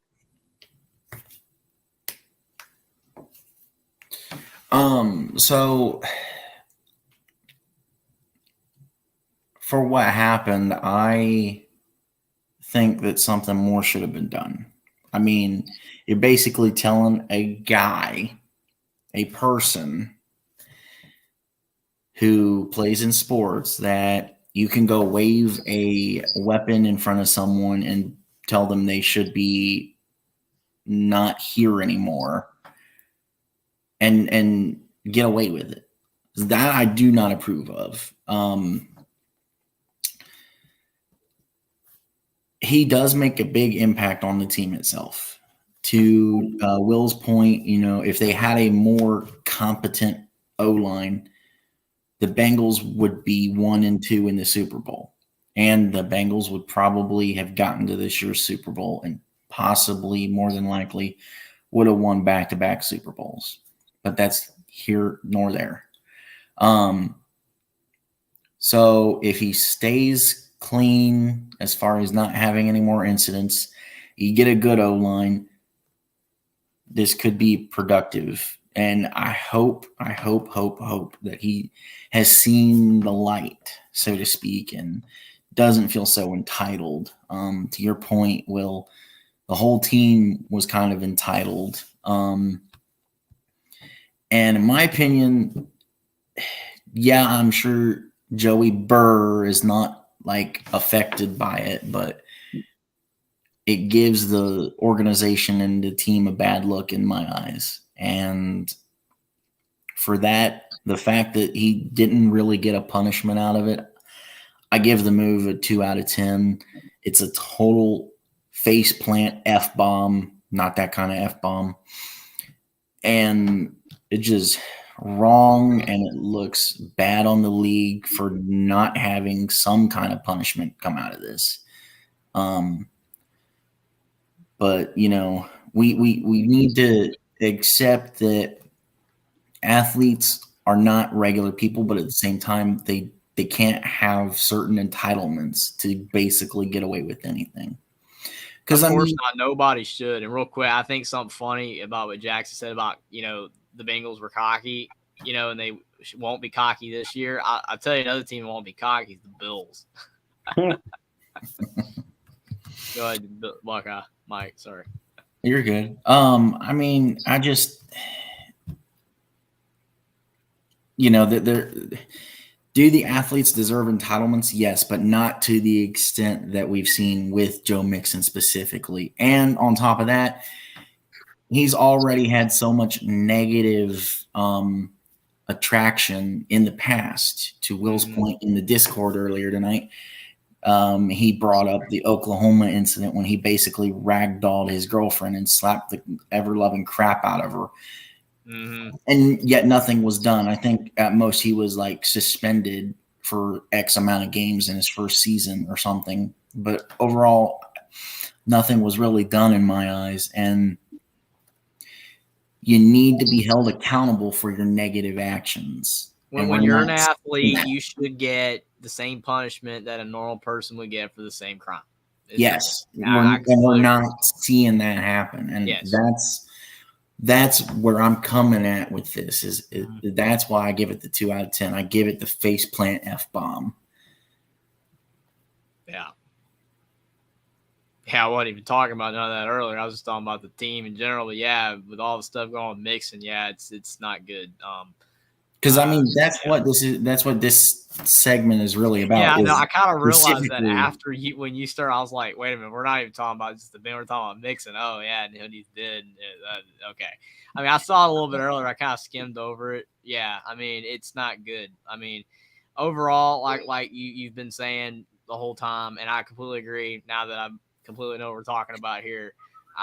You gotta punish everyone the same way. You can't give favoritism or entitlement to athletes, even though, like you said, their job is really hard. Some things are gonna make sense to be quote unquote entitled, but not the law. The law is not an exception. You have to treat people the same way. Because I mean, before we move on real quick to your point that we both have been making. If I did what he did, I'd be sitting in a jail cell right now. I mean, he literally went up to a woman and basically said she'd be dead. And if he had his gun or if he had whatever, he would be the one to do that to her. And it's like, yeah, a normal human being, one of us would be in prison over that or jail. And he's sitting at home with no punishment. And that's what irritates me out of this is, punish the athletes the same way as a normal person. They don't deserve special treatment in this kind of situation. Well, it's like you see with teams. I mean, I've said it before we move on, that you look like you mentioned Michigan with that player, and they didn't do anything about it until after the season for that reason, because they wanted to be able to use, you know, his talents on the field, even though he did wrong, which is ridiculous. You look at Indiana. I mean, all the basketball players did when they went at Northwestern last year was they were late. They broke curfew by like an hour. Mike Woodson suspended all 5 of the players that did that, and they lost the game. And yet fans were mad and said that Mike Woodson should have let them play because it could have cost Indiana a tournament bid last year. Most coaches, like you look at Duke, I'm not trying to call anybody out, but Paul Banchero and Coach K's grandson got in trouble for his grandson got a DUI, Banchero assisted in it or whatever. They got to play next game, and people didn't say a word. This is where we're at now, unfortunately. We're at a point where people care more about what they see on the TV and the team wins versus actually doing the right thing. Mike Woodson did the right thing, suspending the players for a game over curfew, just curfew. And yet people were saying that he made the wrong move. And that is what's wrong with today, is people are okay with, people doing wrong as long as they still get to see them on the field or on the court playing basketball or football. And I think that's wrong. People need to, get in trouble for when they do wrong. And if you're a sports team, you got to make that sacrifice. You have a player on your team that did wrong, and he does not need to be out there when he needs to be punished for what he did.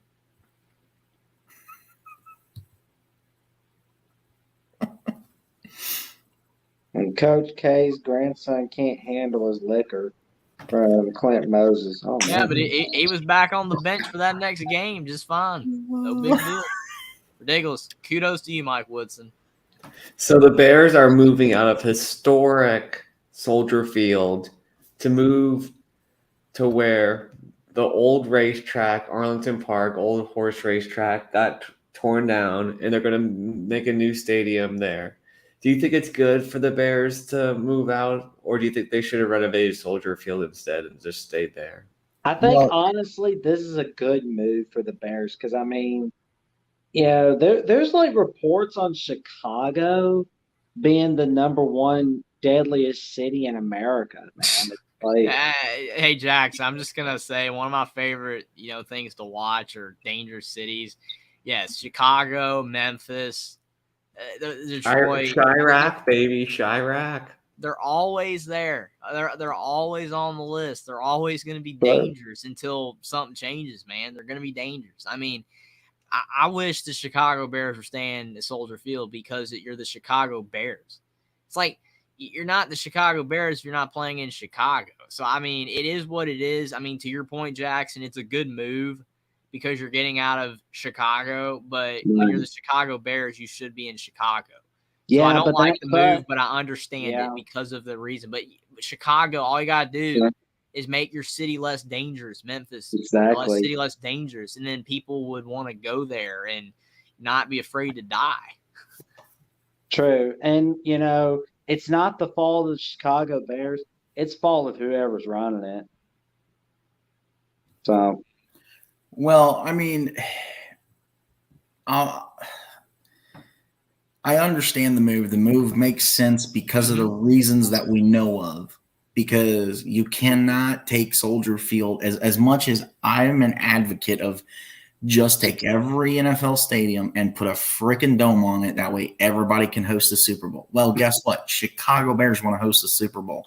You cannot, with the way that it's built, with the condition that the structure is in of Soldier Field, the condition it's in, it is not capable of having a dome put on it.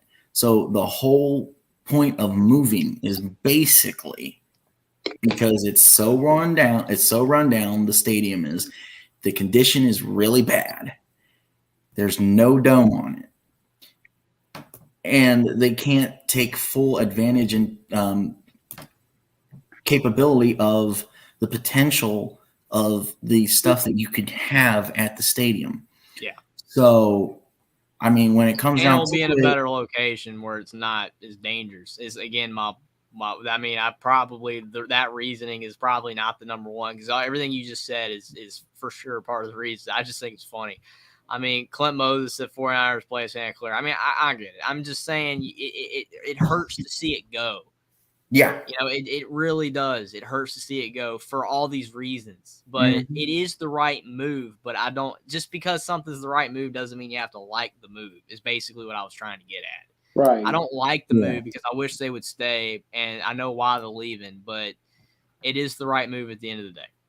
So, I mean, yes, at the end of the day, I completely agree with what you're saying. I'm so torn because they're going to move, and I've never been up the Soldier Field. Oh, my gosh. I should have went to the Notre Dame Wisconsin game. Yeah, if I could have, I probably would have. I give the move a B, a solid just B, because, like I said, the struggle of my opinion on the decision. To your point, our point, Jeffrey, it makes sense, but because it's like when 49ers moved from Candlestick to Santa Clara. It's the same thing. Just don't pull Chicago Bears organization. Just don't pull the Baltimore Colts move and move in the middle of the night in semi trucks. And I give it a 6 out of 10 and a B, just because of the struggle, like I've said. Yeah, for me, it's like the move for me is like an 8 or 9 out of. It's probably say 9 out of 10 because the move itself. For do I like the move? I give it a 2 out of 10. I can't stand the move because I don't like everything about it. I know why they're leaving, and it's frustrating because I want them to stay at the historic field. But the crime of the city, get out of there, and it's an old stadium. You don't want to renovate it, make it a dome. All these reasons, I get it. Like I completely get it. But so again, for it being a great decision, yes, it is a great decision, 9 out of 10. But I don't like it because of all the reasons I've said. So it's a 2 out of 10 for my likability factor. But just because I don't like it doesn't mean it's not a good move. I mean, again, It's a good move. I just don't like it. Yeah, and I basically agree with that. That's why I gave it the grade and rating that I did. I agree. It's like an 8 or 9 out of 10. That the decision is a smart decision. It's understandable, but I don't like it. I think another reason why I don't like it is what the last game that the Bears played in the playoffs at Soldier Field was, right? It was against the Eagles, wasn't it? The triple doink. The double doink. You can't go out like that. You can't go out with the double doink. And the Bears stink now. They're not going to make the playoffs. They're going to go out on the double doink. Come on.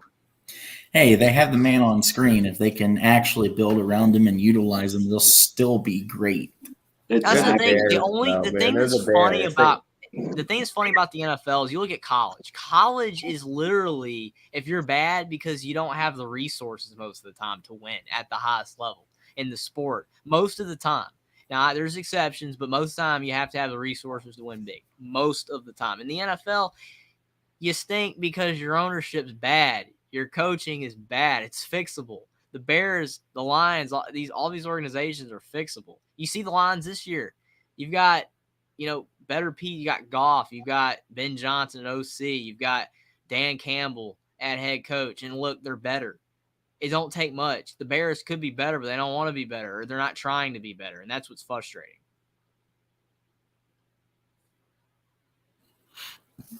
Jackson. But yeah, I'm just gonna say for the Bears, I rank this move at 8 out of 10. Well, 9.5 out of 10. And likability rating for me is a 6 out of 10. I don't like it, but you got to do what you got to do. Yeah. What grade do you give the move? I don't like it. 4 out of 10. They're going to at least move to the stadium when they're going to be good. They're going to be bad still. It's kind of like sometimes running from your problems instead of fixing what you got. You know what I'm saying? That is kind of what, the way I look at it like that, I know it's not as concrete as that, but still, I wish they had found a way to, make it work at Chicago, the original location, but it is what it is. Like I said, it's a good move, but it's still frustrating. So based on your guys' ratings, what grades do you give it, Will and Jackson? D. The Raiders removing Derek Carr. That's a good question. I'm going to say that's a B+ move.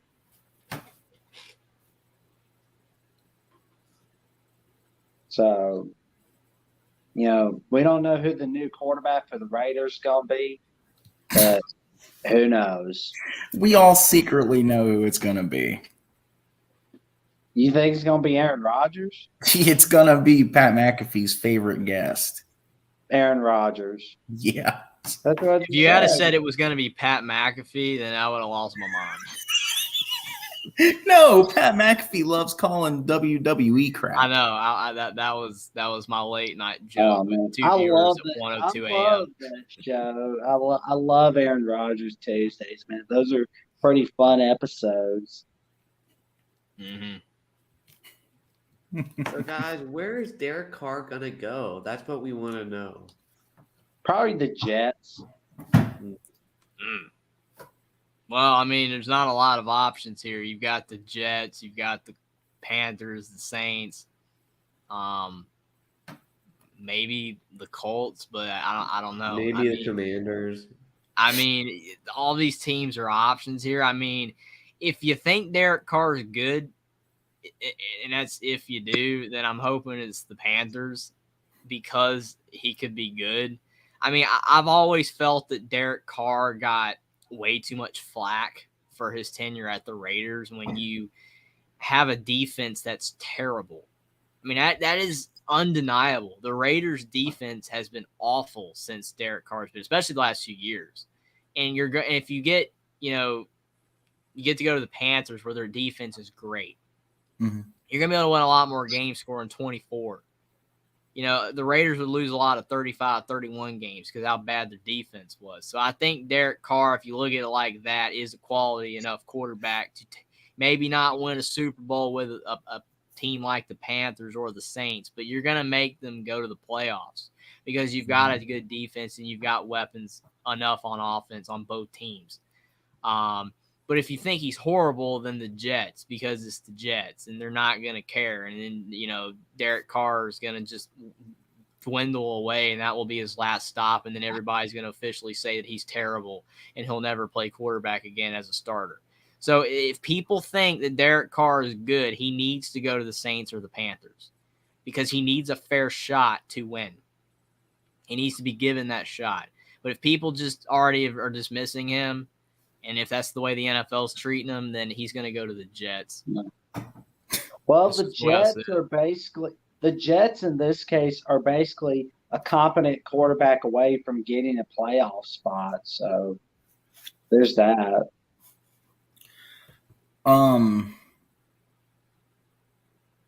I think he's going to New Orleans, and that's part of why I said earlier that it's a battle between the Saints and the Panthers to win the division, because the Saints currently are the front runners to the point that it's basically a done deal. They're just trying to finalize everything and then make the announcement. That's where it's at, really. So moving on from Derek Carr, as far as the Raiders, I think. Sorry, I thought you said moving forward. No. I meant from the perspective of the Raiders. Sorry.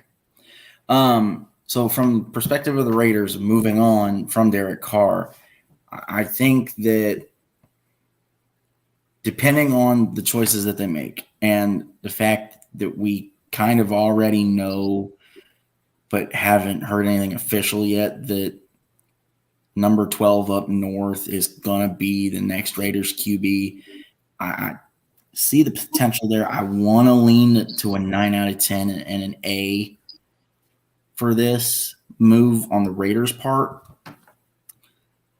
But I'm just there's not enough there, and I still feel like the Raiders could screw it up because it doesn't matter if you bring in the back-to-back two-time MVP into the team. If you don't have the connecting pieces there to build around him, it's going to be the same product, just on a higher level.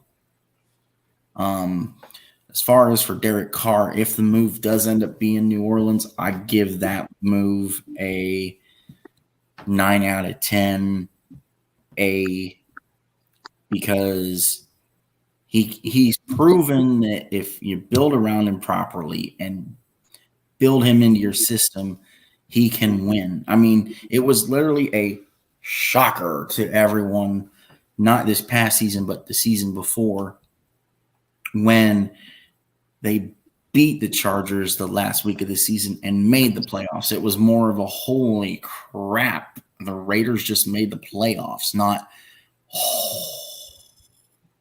Derek stinks and they still made the playoffs. They need to get rid of Josh McDaniels if they want to win. Terrible hire. Terrible hire. Exactly. I will say to your point, Jackson, to give you a little benefit of the doubt with the Jets. I mean, if the Jets are truly only a quarterback away from being a playoff team, then by all means get Derek Carr. I just still feel that the Saints and the Panthers are better places for him right now. I just do. And but to buck on Mike's point, if it's already a done deal with the Saints, I don't think that's a terrible place to go at all. I mean, it came out a couple weeks ago or a week and a half ago that the Saints are the front runner by a wide margin. Mm-hmm. For sure. But yeah, it's gonna be fun to see where Derek Carr goes or not. Where does he go to? Who knows? So what's your breakdown on it, Will? What do you give it? I don't know. I have a gut feeling that he's going to the Panthers. I think Frank Reich will get it done. I don't know. I think they'll give up their first round draft pick and maybe a second next year? Oh man, Oh, I would not do that. that would be dumb. Go ahead and give up twos, but do not give up that first round pick. You're sitting at the 9 spot. Unless you're trading up to get a quarterback, Carolina, do not trade away that first round pick. That is stupid. If you get traded for a first round pick, at least you're valued.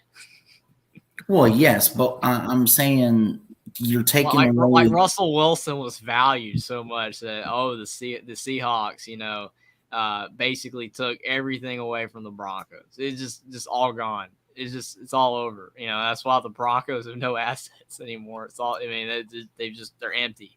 So, I mean, to your point, if Derek Carr, if you want to be valued, man, you go to the team that's going to give you a first-round pick for you. But, I mean, I agree with you. Probably second-round picks would make more sense.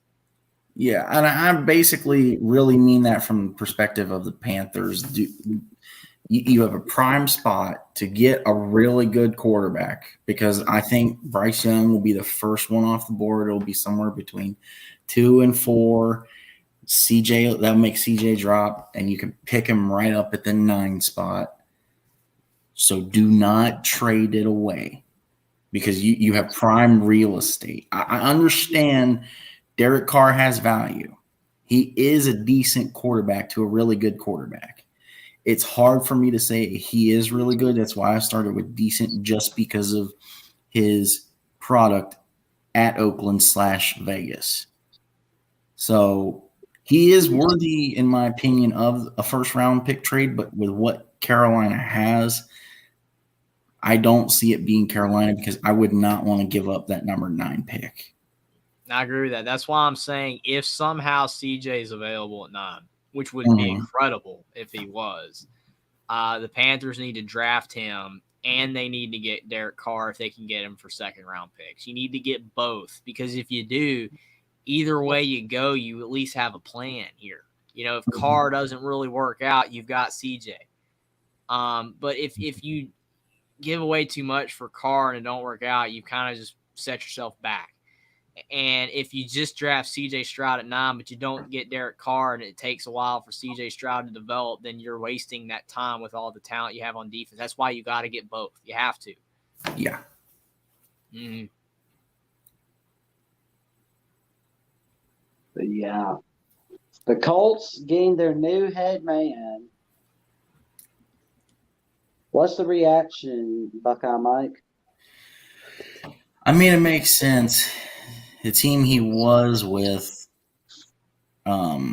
just came from the Super Bowl. So he's proven he knows how to run an offense or a defense, and he's proven that he can win. It's just a matter of him building his own system, and can he get the right players to build around his system, and will they fit in the system? Based on the fact that he's a winner alone, I give it a B. I give it a 7 out of 10. I give it that much comfort because of what will this move produce? will it end up in the long run being a good move?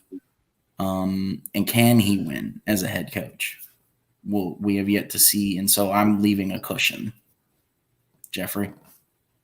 Yeah, I mean, this one is kind of one of those situations where you just don't have a lot to go off of. I mean, yes, it's he had a lot of success with the Eagles as an offensive coordinator. We see a lot of people get hired, from a coordinator to a coach, and it don't work out because you have to be able to focus on the other side of the ball. Now, I think the thing that does help the Colts, to an extent, is they have some pieces on defense. And now, granted, they did collapse against the Vikings for the most epic collapse ever in NFL history. But if you can get the defense to, be a little more consistent and play a little bit better with him being an offensive coordinator, then I think that you can be okay at defense. But he's going to have to, like you said, get the players that they have, figure out what works, what doesn't with the roster that you have. And if you don't have the guys that you need for what you want to do, try to bring guys in that will be able to fit what you're trying to do at the Colts. They need to give them time because obviously the Colts are in bad shape right now and they need to turn things around. So it's probably not going to be very good if they only give him a year or two and then decide to fire him. But I give it a B- because I don't, we don't have much, to base off of him in his, career so far as a coach. But I do think that it could work. It could be really good. And, it could also not work out either if the Colts, don't give him enough time or it just doesn't work out. But I give it a B- and I'll give it a 6.5 out of 10. Just because I'm not really sure what's going to happen. It's going to be a wait and see hire here. Mm-hmm. Could be really great. The Colts need to stick with him because it didn't stick with Frank Reich, their last Eagles offensive coordinator. Yes. And now they're back to square one. Yep. Mm-hmm. So Honestly, they need to draft and develop a quarterback to have success going forward. And patience, yes. Patience is virtue. Jackson, your floor. All right. I'll make it quick. I'm kind of sitting there going, we'll see. Let's see how the offseason rolls out, and let's see how 2023 rolls out. Then I can make my judgment on this guy being the new head coach. But for right now, I'm kind of just giving it a C. Yeah, it's a C, 5 out of 10. Yeah, that's basically where we're all at here. It's just we're going to have to wait and see. Right. Yeah. I think basically with this one, we're in favor of it. We want to wait and see, and we also are and that's kind of why we're all more or less leaving a cushion, so to speak, because really, if he goes in and he flops and puts the Colts on their heads, obviously it's like a 1 out of 10 and a freaking F. But yeah, an abject failure. But you don't want to say, oh, we think it's a D, but and he ends up being a great, coach that has a 20-year career there. I mean, it's one of those that you just gotta wait and see. I could see it working out and not working out for a variety of reasons. Because I mean, last thing on this, I mean, do we think he could be, or do we think that there's someone out there that the Colts eventually will get that could be the next Tony Dungy? Doubt it. I mean, it's always possible to get a guy that will end up being your next great head coach. It's never impossible, but I mean, it is hard to replace somebody that had as great of a career as he did. But it's not impossible. Nothing's ever impossible. And I'm not saying that Steichen is or will be. I'm just saying, like, do we know if there is another one to the caliber of Tony Dungy out there? Because, I mean, I don't want to belittle Tony's greatness. I mean, he was an amazing head coach for sure. All right. On to Jonathan Gannon in Arizona, the Eagles defensive coordinator. Ooh. Jeffrey? Yeah, I mean, it's the same thing. I mean, you're dealing with. I would say the Cardinals are in almost a worse position right now than the Colts. I don't know if that's an accurate statement or not, but they're not in great shape. I mean, Kyler Murray. I mean, what are they going to do with Kyler Murray? Is he going to work out or not? I mean, they're going to have to get that figured out. Because, I mean, if he works out, like if they can get the most out of him, it's still, possible that they could turn it around. Because what they need is a good defense. I mean, they need a good defense. And that's why they got a defensive-minded head coach here, being a defensive coordinator, which I think is good. Because their defense is bad. That's why Cliff Kingsbury got fired.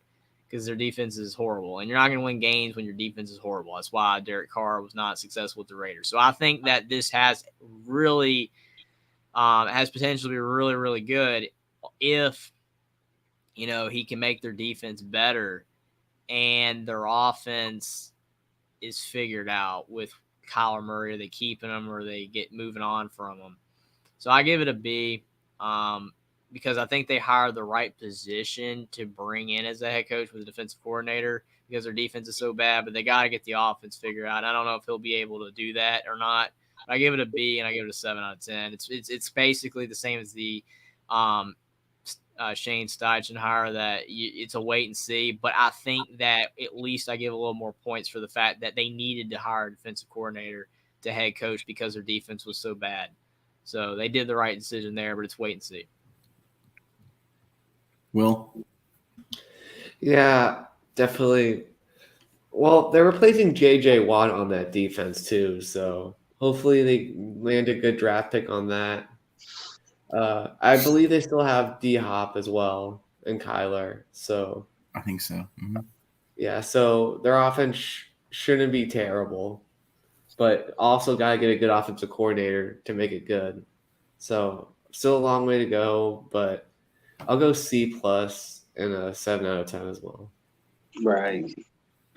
I'm gonna say C+ and 6 out of 10 on John Gannon because I'm kind of wait and see mode with this guy, and I wonder what kind of staff hires he's gonna make. Are they gonna be good? Or are they gonna be bad? And we gotta figure out what the draft's gonna look like for the Cardinals. So are they going to keep up with the 49ers and the Rams and the Seahawks, or are they going to be the bottom dwellers of the NFC West? That's the question right there. Yeah, I mean, I think that to your point, Jackson, it could go either way. It's going to be up to him to what can he bring in. There's potential either way you go to have success or failure. Obviously, you don't want the latter of the two. With everything being up in the air, I want to leave some cushion. I give it a B-. I give it a 7.38 out of 10. I kind of like the hire. It's a good move, in my opinion. At this point, I feel like anybody can be better than Cliff Kingsbury. But will Kyler Murray mesh? Will the offense mesh under him? Will the defense produce? Will it mesh? Can you produce enough wins to Jackson's point? Hang with the big dogs of the NFC West. Time has yet to tell, but look forward to seeing if it works out. If it doesn't, I would get rid of the coach and Kyler Murray. But that's just me. All right. Well, we got Vic Fangio joining Mike McDaniel as his defensive coordinator. Of course, Fangio didn't do well at Denver, but I think this is a good hire. He's back to his familiar spot as a defensive coordinator where he's been successful. So what do you guys think of it, though? I think it's a fantastic hire by the Miami Dolphins. To your point, Will, I mean, when you have a guy that he's better at a position than as a coach, then that's where he needs to be. And that's like Cliff Kingsbury. If he's back to an OC, he'll be fine, more than likely, instead of being a head coach. So I think with, Vic Fangio, him being a DC is better than a coach. I think that, Miami, their defense does need to improve. So I think that this is a good decision. I'll say it's a B plus and 8 out of 10. I think it's pretty good. Yes, I kind of go with the group here. It's a really good, borderline, fantastic hire. Improvement on the defense was definitely needed. Overall, I think it'll help the team for sure. When I think of the Miami Dolphins, I think of the offensive line more than anything. That's kind of why I'm like, because that's where my main focus really is like, okay, you gonna get all that in the draft or what? Because you want to see Tua stay healthy, you want to see him succeed, you want to see the Dolphins succeed and not run into an overrated Buffalo Bills team in the playoffs and get trounced in the first round. And so having a good defense would help with that for sure. I give it an 8 out of 10. It's definitely an A minus for me. All right. Jeffrey, your floor is yours. I said it was an 8 out of 10, B plus. I'm gonna give it an A minus, and it's a 8 out of 10. I'll go A. I just think gotta get some good offensive linemen though. Like you can't waste Tua. No. He's too good to Oh waste. yeah, I mean obviously Vic Fangio is not going to help with that, but I mean the O line's got to be better. I mean there's a lot of NFL teams that need a better O line. Mhm. Cincinnati and Miami are like the top two. Mm-hmm. So this next one's probably my favorite hire. Brian Flores going to Minnesota to be the DC there. Ooh. Huh. Interesting. Yeah. Oh Yeah, obviously everybody remembers, not working out as the head coach at Miami, and there was a lot of, various stuff that went on with that. But I mean, again, he, is a good defensive mind. I think that, Minnesota is a team that, their defense is capable. I mean, they've had some ups and downs, but yeah, I think that Brian Flores will do a good job as defensive coordinator of Minnesota. I'll give it another B plus, 8 out of 10.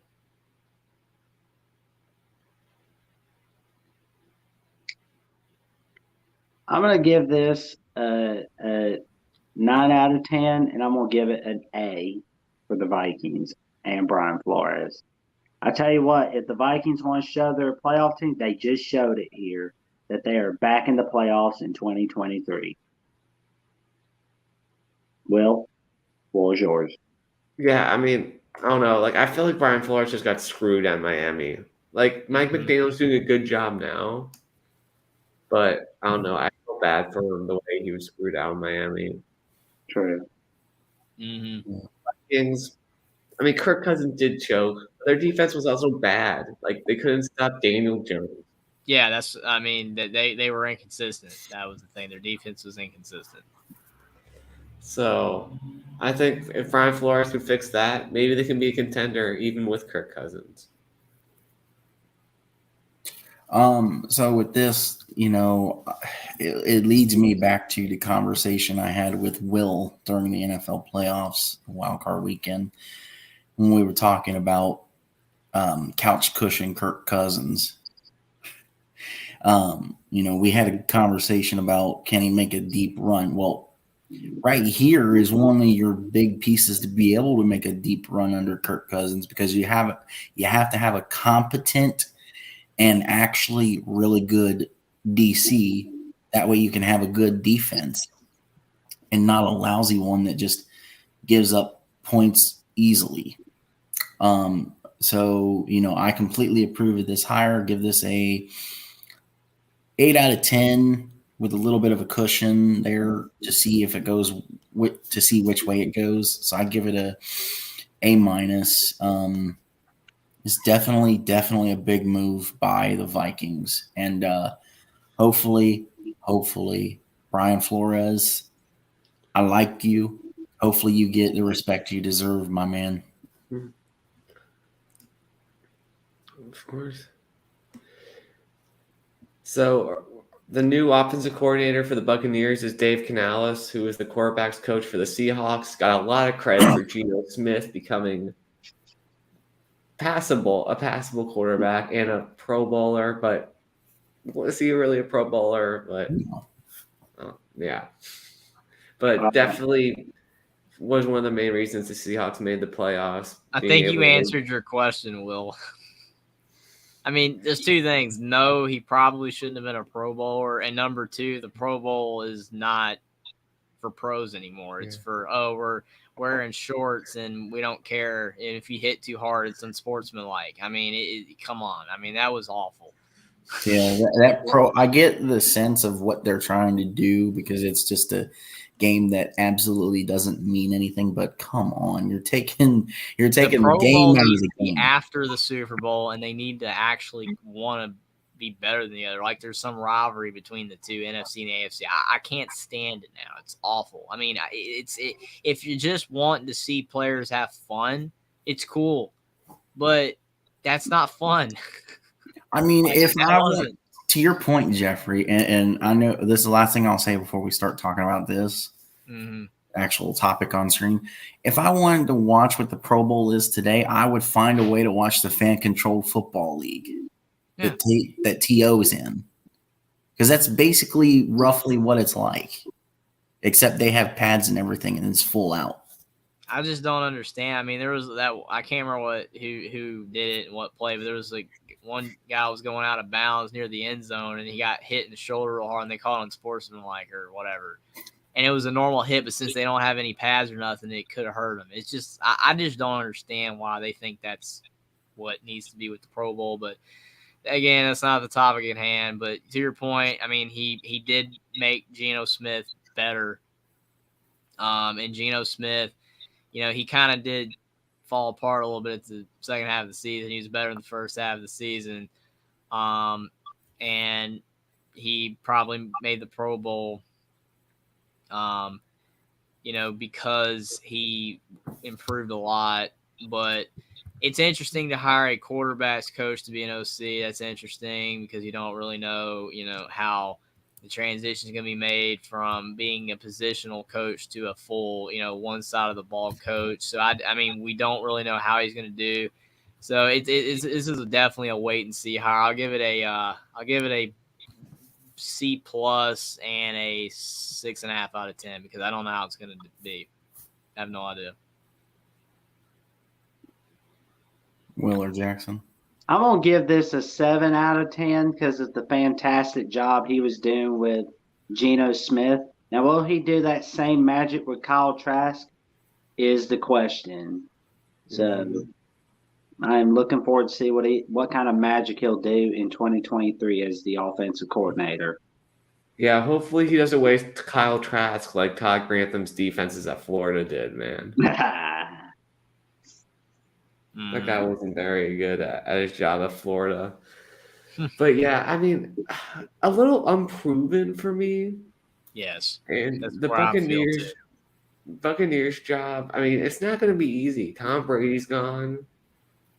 You got to develop a quarterback in Kyle Trask who really hasn't seen any regular season NFL action. So I'm definitely intrigued by this hire. But I'm going to give it a 6 out of 10. I'm going to take a little bit of a different approach here. So, first of all, I really like the man on the right side of the screen. I love Byron Leftwich. I have a lot of respect for him. He was a really good player, in my opinion. That's Todd Bowles. It's Todd Bowles. You've gotten Byron Leftwich and Todd Bowles confused so many times that your thumbnail was Todd Bowles got fired when it was Byron Leftwich, which cracked me up. And you had Todd Bowles on the thumbnail, and I'm like, dude, you just released a video saying Todd Bowles got fired. I thought Todd Bowles got fired. You sent the video and you said Todd Bowles got fired, and I was looking on the Todd, and it was like Byron Leftwich. I'm like, wait a minute. Todd Bowles is still employed. What is going on here? Yeah, talk about clickbait. You're so confused too. That's pretty good clickbait, man. And it had no views in like 4 hours, so the clickbait didn't work. So funny. Then you change the thumbnail to got views. So funny, man. Well, okay, then I'll retract everything I just said. I guess it's an okay move. Like most of these moves, because they're just coming into the new spots, it's a wait and see game. I give it a 8.27 out of 10. Just for cushion, either way. I give it a B plus. Yeah, I think everybody's more or less. Yeah. This last one's a little silly, but I did see on Twitter, Ian Rappaport did say that he's going to interview for the Commanders' offensive coordinator job. Now, if he takes it, it may be the happiest moment of my life as a Commanders fan. Hearsay. No, he's interviewing for the job. Really, Jeffrey? According to Again? Ian Rappaport, who's a trusted NFL person. Hey, well, they didn't know I said that in the Discord earlier, so I was just, using a, line for some. Using again. But do you guys know what's coming? Not off the top of my head. Oh, and with this, Eric Bieniemy is interviewing to be the offensive coordinator for the Washington Commanders. Oh, yeah, that's right. I mean, he should stay either at Kansas City or he should be the Nets head coach somewhere. Explain to me why you would leave Kansas City for the same position that you're already that is in. Insanity. That is literally the definition of insanity. That is a downgrade move. Why would you want to go to a PR disaster? So Eric Bieniemy, I'm telling you right now, man. As a guy that I think you're a fantastic offensive coordinator. You stay as an offensive coordinator of Kansas City until you get a head coaching job that's really good, or you get the Chiefs head coaching job. I think that's what he should just sit and wait it out for. Is wait it out for Andy Reid to retire, and bam, you're the Nets head coach. And not become the offensive coordinator of Washington. They just can't happen, man. And honestly, anybody that sees Eric Bieniemy become the Nets head coach at Kansas City, all those teams that turned him down as head coach are going to regret every minute of it. Hey Buck, at least my hearsay was accurate here. I mean, it just can't happen. Right. Yeah, I get it. You're good. Yeah. Guys, I don't think this has ever happened in the history of a rating system. I give this thing a freaking negative infinity out of 10 because this is just to infinity and beyond. Because this, to Jeffrey's point, is just so stupid. Yeah, it's horrible. It's stupid and horrible. You're already the OC at Kansas City. You're gonna leave to be the OC at another team. What? No, stay at Kansas City. To Jeffrey and Jackson's point, whether it's you stay there until Andy Reid retires and pulls an Urban Meyer and hands you the keys to the Mustang or the Porsche. You don't want to get the keys to a lemon, you just don't. Yeah, this would be waiting to get the keys to a lemon. Sorry, Will. But I mean, you're better off to stay at Kansas City, wait for the Kansas City head coach job to open, and let Andy Reid hand you the keys to the Porsche, or wait for another head coaching position to open. Which I think if he's going to become a head coach, I'm sorry to say, it's probably going to be Kansas City, and it's literally because the league is so unfair that the freaking whichever rule it is, I forget which one. Rooney rule. Yeah, the Rooney rule, where all they have to do is interview a person that's not white. They don't even have to consider them, actually consider them. All they have to do is interview them. The league is so unfair to these assistant coaches or these coordinators that it's stupid. Like, it's stupid for you to have to make a rule just to have consideration across the board. Well, that's why, to Will's point, Brian Flores was, the Miami situation wasn't great. It was not handled well at all. Mm-hmm. And I mean, Eric Bieniemy is proven to be a great offensive coordinator, a lot more than a lot of other people who have become head coaches. I mean, now I will say the one thing the one thing out of this that makes me think it makes sense is bring Brian in. If they bring him in and hire him, there's something in his deal of, okay, Ron's not going to be here much longer, maybe 2-3 years. Bring, Eric in as the OC, and Ron will hand Eric the keys to the Porsche, or in this case, the Lemon. Yeah, I was about to say, so that's gone the from a Lemon to a only way. Porsche now. That's the only way that this makes sense, is that Ron's almost done and Ron wants Eric to replace him. I would completely support that. Because it's so up in the air, that's why my instant reaction is negative infinity. If we're going to be logical, and I'm bringing it back in to be logical on this, if we're being logical, if that is the way they're going to go, I give this a 9 out of 10, and I have full support behind this. I want this to happen. I want to see this man be a head coach in the NFL because he more than deserves it already. He's got 2 Super Bowl rings. He should have 3, but there was such a disaster with the Chiefs in that middle opportunity. Plus, he ran into the GOAT. Stay at the Chiefs. I would still stay at the Chiefs, man. I mean, because it's up in the air. You've got it so good there, man. I mean, like, even though, yes, to your guys' point, he should be a head coach by now. Like, I completely agree.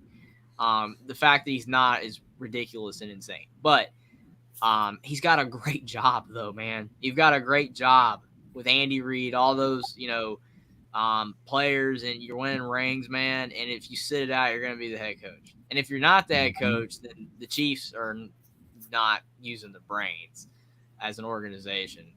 But I would stay at the Chiefs. I don't know, man.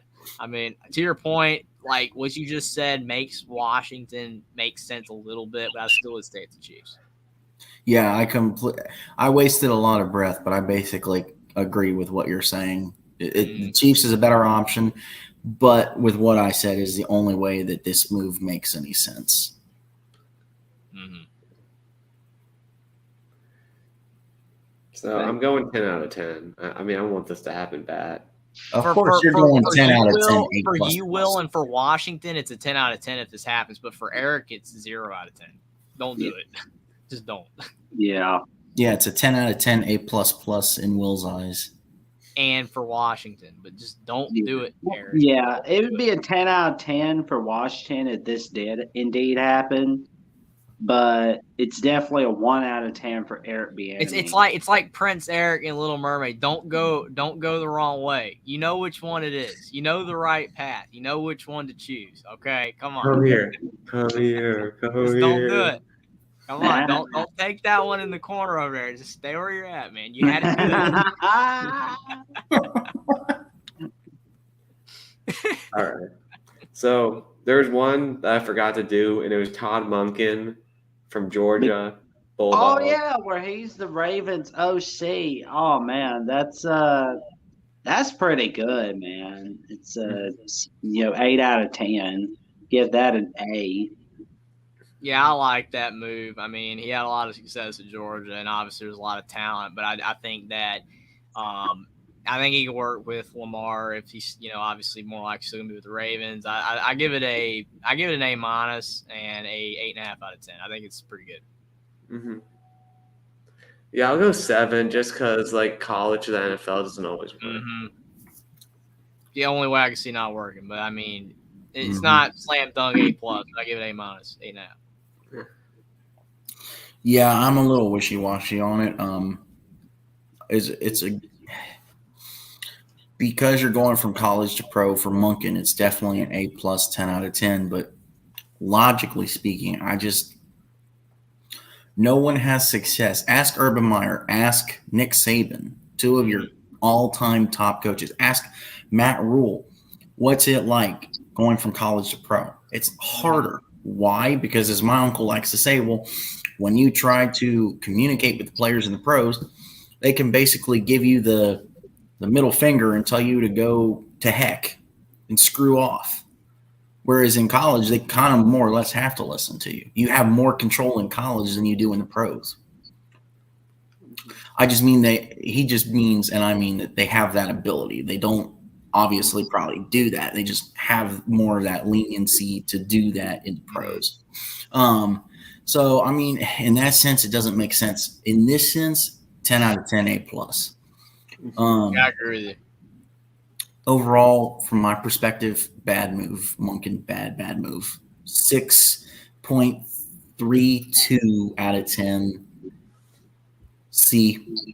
Well, okay. Let me, obviously this is the last one. Didn't really have a lot of thought about it because, you don't have anything on screen about it, and we didn't know we were doing this one, and it's 1:43 a.m. and no one's here anyway. But, like, the ceiling for it is what I just said. A-, 8.5 out of 10. The ceiling's that good. I think it could work. I really do. And to your point, the transition's tough, but I think it's harder when it's a head coach. I think it's harder when you transition as a head coach than as a coordinator. So the ceiling's 8.5, A-. I think it really could work. But to your point, I could see a C, 6.35 or whatever you said out of 10. I could see that. But I think it has a better chance of working out. But I could see it not working out as well. So, I mean, to split the difference, you could say 7.5 out of 10, B. So what's the best hire out of all these? What was your guys' favorite hire? I love the Flores Frank was Reich good. hire. Flores was good for the coordinator. And Frank Reich as a head coach, I think, could really help the Panthers if they get a good quarterback. Oh man, the NFC South's going to be dominated by Frank Reich, man. It's going to be awesome. I say that's the best hire, and Brian Flores being hired, that's an awesome hire by the Vikings. They're basically showing us they're going to go back to the playoffs by making that hire. Mm-hmm. Yeah, I mean, I don't say it just because of the awesome guy next to me, my most best friend out of all four of you guys being my best friends. Frank Reich has to be the best hire here in this group because it has the most overall potential for success. Mm-hmm. He seems, like I said, he seems to fall into places where you need one piece and you can just take off. And that seems to always be the quarterback spot. So don't screw it up. I like your idea with Derek Carr and a draftable QB. Just don't draft Levis. Other than that, awesome. Totally agree with you guys. No, mine hasn't happened yet, but it's Eric Bieniemy for me. That would be my favorite out of all of them. Rumor, man. It's the hearsay department. That's like gold and blue dude stuff here. I mean, we're talking about, this could happen. It's never going to happen. And if it does happen, then the world is insane. I mean, it's like that's what we're talking about here. I mean, yeah, like I said, Eric Bieniemy to the Commanders would be a great move for them.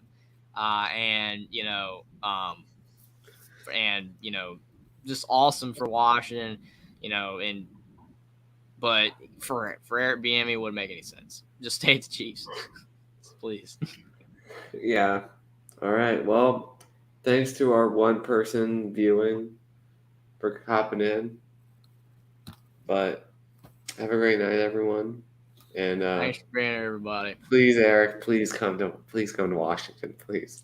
Please, Frank Reich, make the Panthers better. Thank you. Subscribe to everybody, including Young Guns. Like, Stay tuned to all of our channels because, especially me, I got stuff coming out real soon. Like, comment,